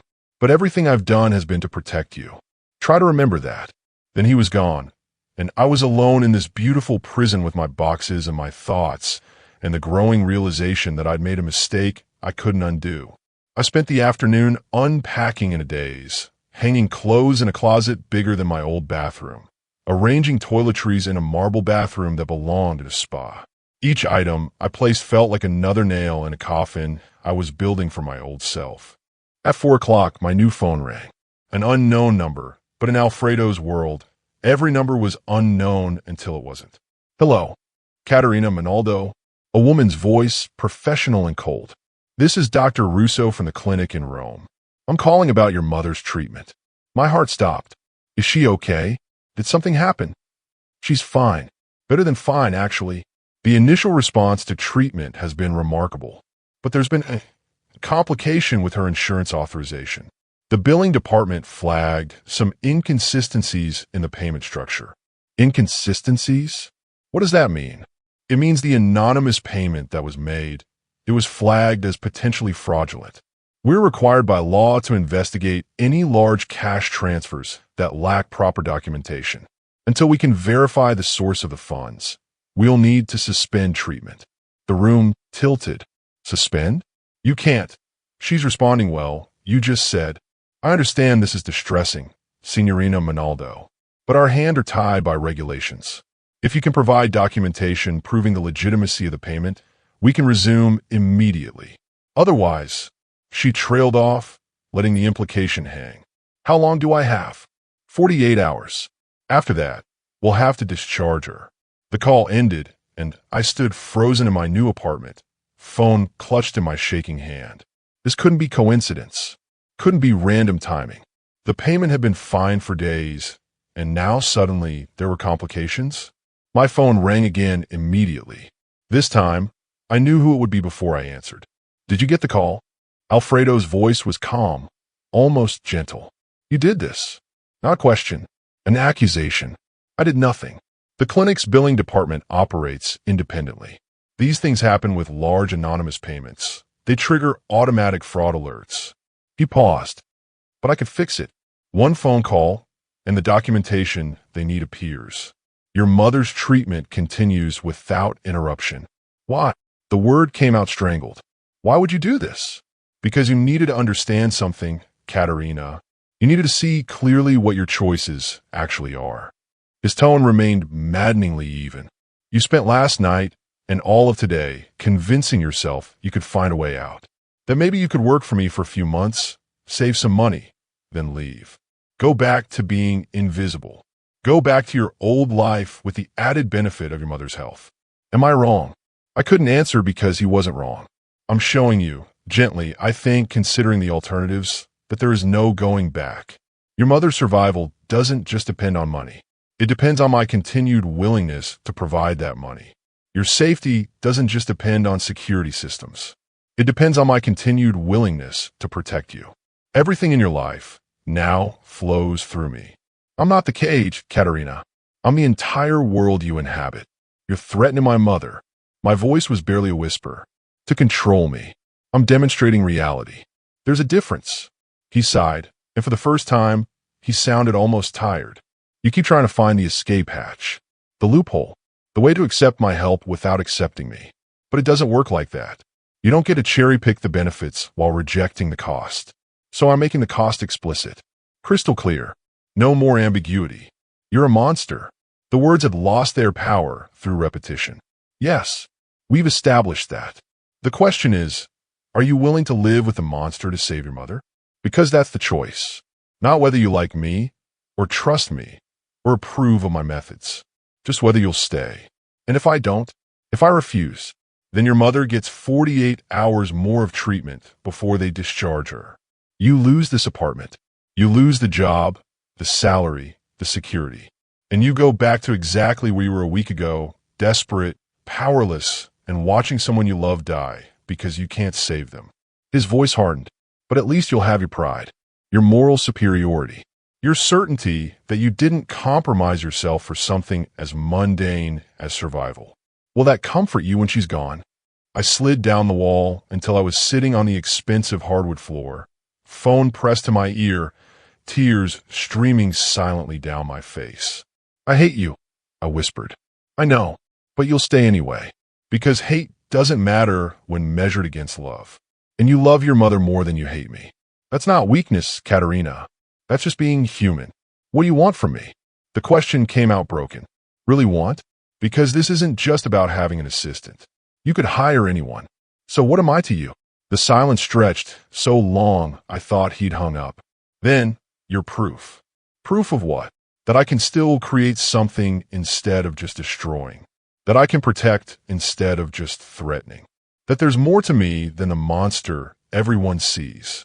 His voice dropped lower, more intimate. You're proof that I'm not entirely the thing my world has made me. And I need that. More than you understand. The honesty in his admission was somehow more terrifying than any threat. So I'm what? Your redemption project. You're my responsibility. And I take my responsibilities seriously. He paused. 7 o'clock. I'll bring dinner.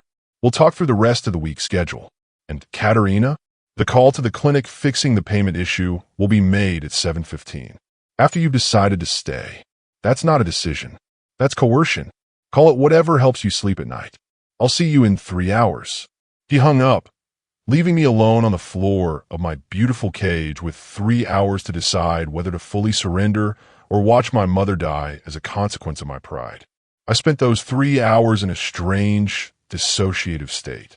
I unpacked the rest of my boxes methodically, creating order in this space that would never truly be mine. I showered in the marble bathroom, dried myself with towels more expensive than any I'd owned. I put on clean clothes and dried my hair and tried to recognize the girl in the mirror. She looked the same. Same face, same eyes, same ordinary features. But something fundamental had shifted. Some essential part of her had been carved away, replaced with something harder and colder and more practical. This was who I was now. This was who I had to be. At exactly 7 o'clock, Alfredo knocked. I opened the door to find him holding bags from a restaurant I couldn't afford, dressed casually in dark jeans and a gray sweater that made him look younger. More human. Less like the monster who'd spent the afternoon breaking me down. May I come in? I stepped aside. He entered and moved to the kitchen, unpacking containers with the ease of someone comfortable in any space he occupied. Pasta, salad, bread, wine. A normal dinner. As if this were a normal evening. As if we were normal people. You're staying. He said it while opening the wine, not looking at me. I can tell. Do I have a choice? You've always had a choice. You just don't like any of the options. He poured 2 glasses and brought them to the dining table. Sit. Eat.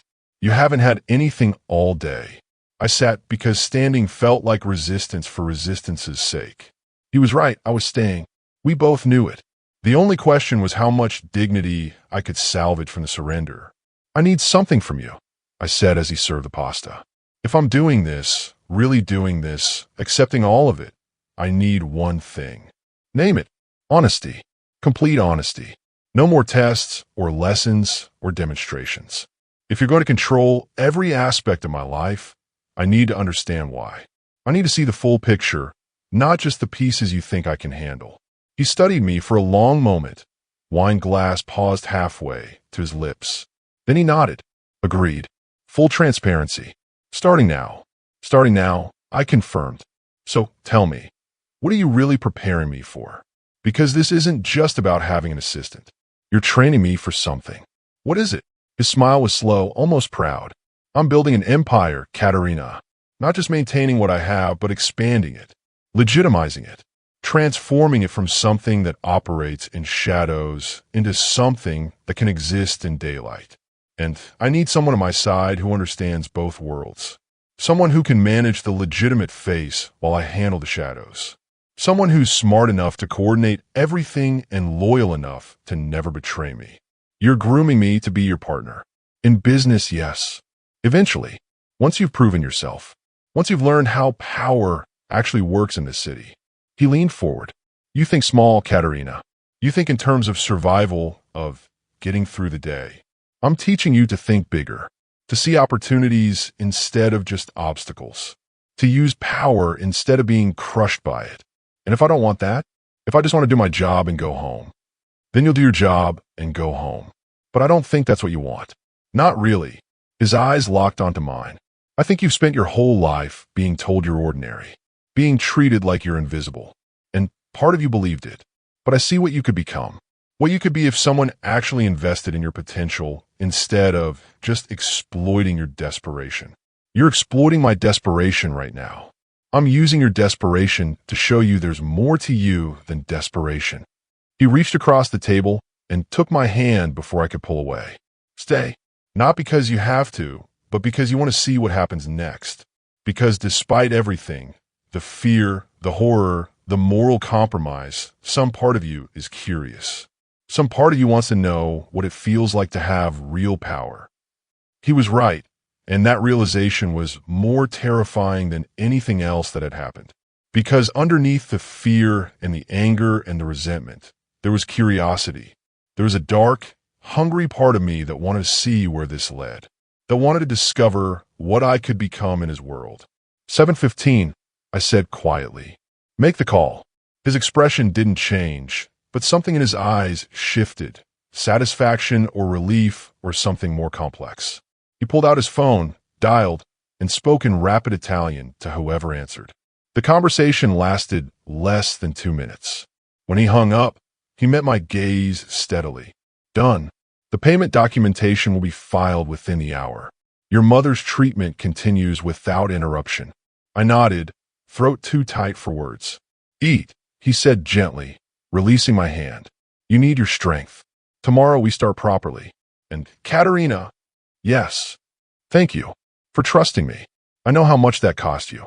We ate in silence, the Naples Bay glittering through the floor-to-ceiling windows, and I tried not to think about how completely I'd just surrendered, how thoroughly I'd chosen survival over principles, pragmatism over pride. The cage was locked. The key belonged to Alfredo Moretti. But maybe, just maybe, I was learning to pick locks. That would have to be enough. For now. 3 weeks passed in a blur of expensive normalcy. I learned the rhythms of Alfredo's world. Morning meetings at the office where I coordinated schedules and managed communications, afternoon site visits to properties he was acquiring, evening dinners where business was conducted in the language of implication and code. I learned to see without seeing, to hear without hearing, to be present while remaining invisible in all the ways that mattered. And I learned that power, like Alfredo had predicted, was addictive. It started small. The way people deferred to me because I spoke with Alfredo's authority. The way obstacles disappeared when I mentioned his name. The way money, real money, the kind that had always been an impossible dream, began accumulating in my account with each passing week. I paid off debts I've been carrying for years. Sent money to my mother's caregivers. Bought clothes that actually fit, shoes that didn't pinch, meals I didn't have to budget for. The cage was gilded, yes. But it was starting to feel less like a cage and more like an elevation. My mother's treatment progressed better than anyone had hoped. Weekly video calls showed her growing stronger, her color returning, her hope becoming something tangible instead of desperate. The doctors in Rome spoke of remission with cautious optimism. She'd asked once what exactly my new job entailed. I'd lied smoothly, describing administrative work and professional development opportunities, and she believed me because she wanted to. We all believed the lies we needed to.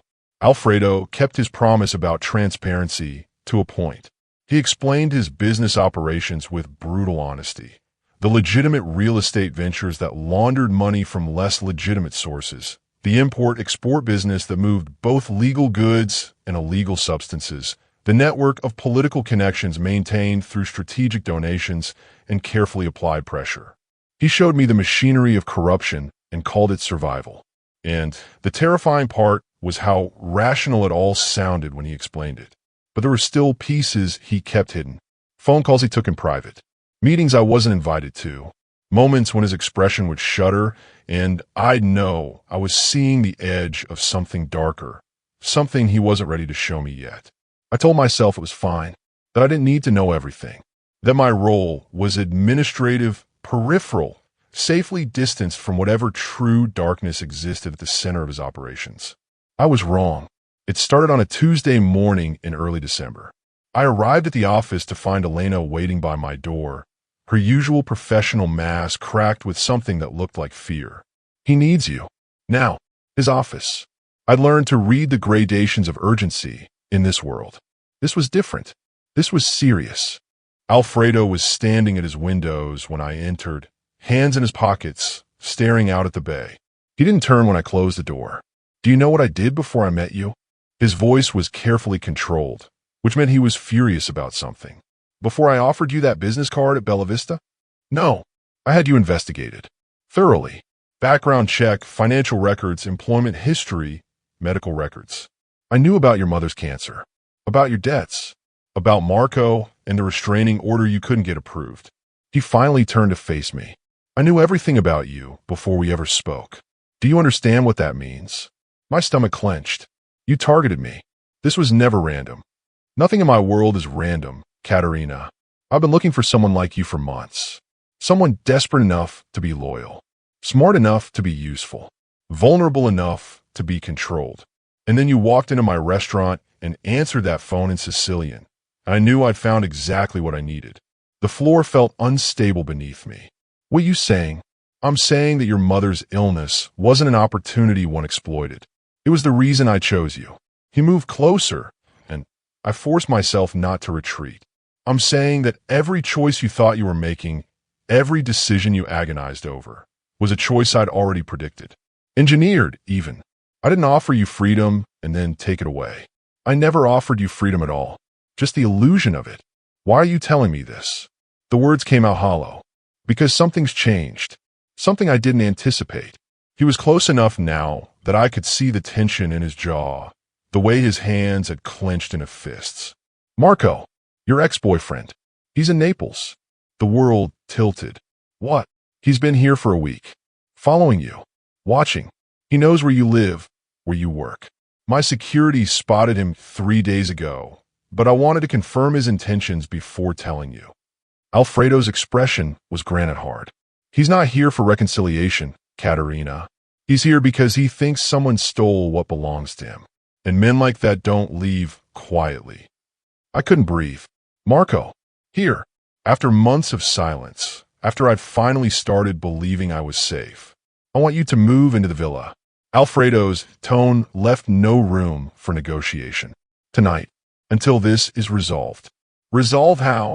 However it needs to be resolved. The implication was clear. No. The word escaped before I could think. No, you're not. You can't just. I can and I will. He's a threat. Threats get eliminated. That's how this works. Alfredo gripped my shoulders, forcing me to look at him. This is what I've been protecting you from. This is why the cage exists. Because the moment you stepped into my world, you became a target. And I don't let people hurt what's mine. I'm not yours. I shoved them away with strength I didn't know I had. I work for you. That's all. You don't get to kill people to protect your investment. This isn't about investment anymore. His voice dropped, dangerous and raw. It stopped being about investment the moment I realized I couldn't let you leave even if I wanted to. The moment I understood that you'd become. He cut himself off, jaw clenching. What? What have I become? Something I didn't plan for.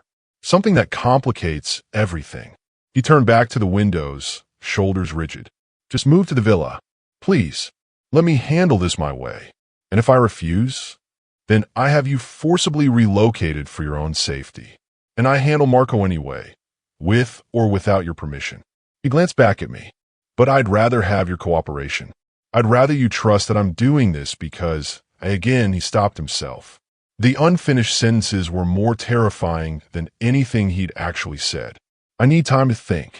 I moved toward the door. You have until 6 tonight. After that, my security collects you whether you've packed or not. His reflection in the window showed an expression I'd never seen before, something almost like vulnerability. And, Katerina, I'm sorry. For all of it. For choosing you because you were vulnerable. For engineering your choices. For turning you into this. You deserved better than to become collateral damage in my world.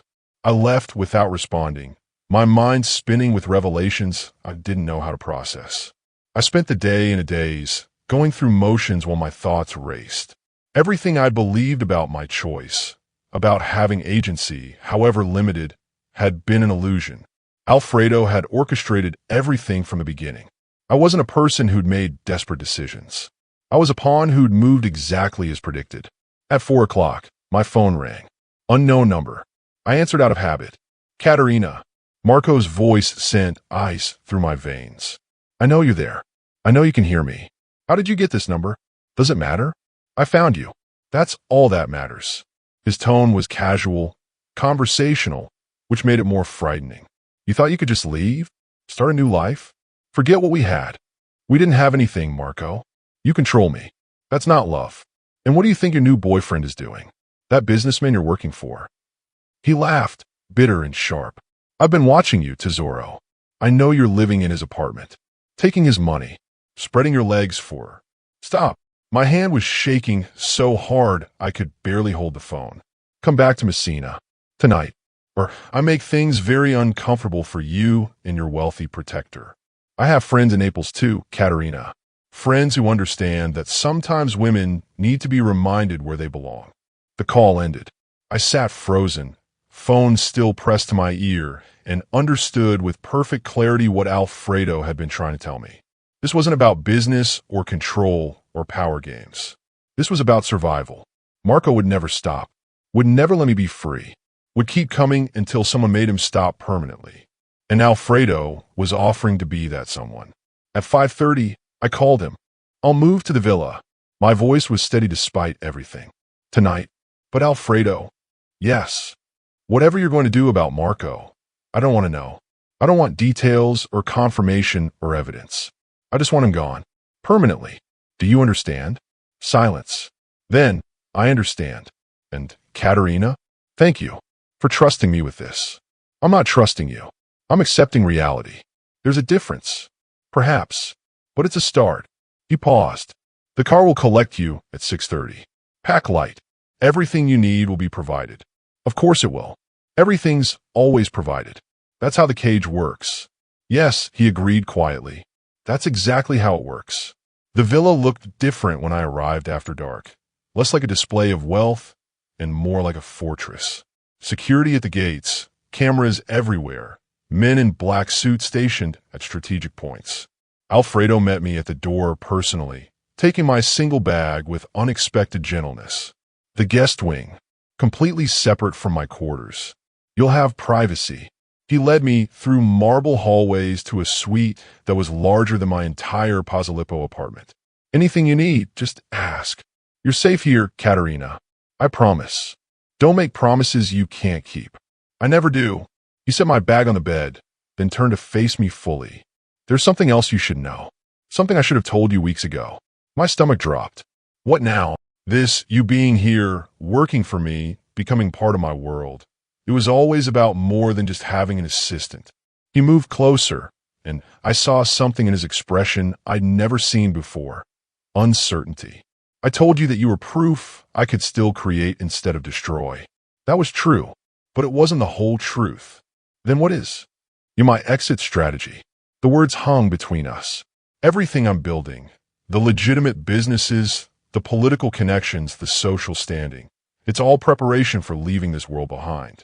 For becoming something other than what my grandfather was, what my father couldn't escape. And I can't do that alone. I need someone who understands both sides. Someone who can manage the legitimate face while I dismantle the shadows. Someone who isn't corrupted yet, but isn't naive either. You're grooming me to help you go legitimate. I'm asking you to help me become something better, if you're willing. He reached out slowly, giving me time to pull away and touch my cheek with unexpected tenderness. I know I've manipulated you, used your desperation against you, controlled every aspect of your life. But somewhere in all of that, something changed. You stopped being a means to an end and became. What? I whispered. Essential. The word landed like a confession, like a weapon, like a promise I wasn't ready to hear. Before I could respond, his phone rang. He checked it, and his expression went cold. It's done. Marco won't be bothering you again. Ow! The question escaped before I could stop it. How is it done? He had an accident.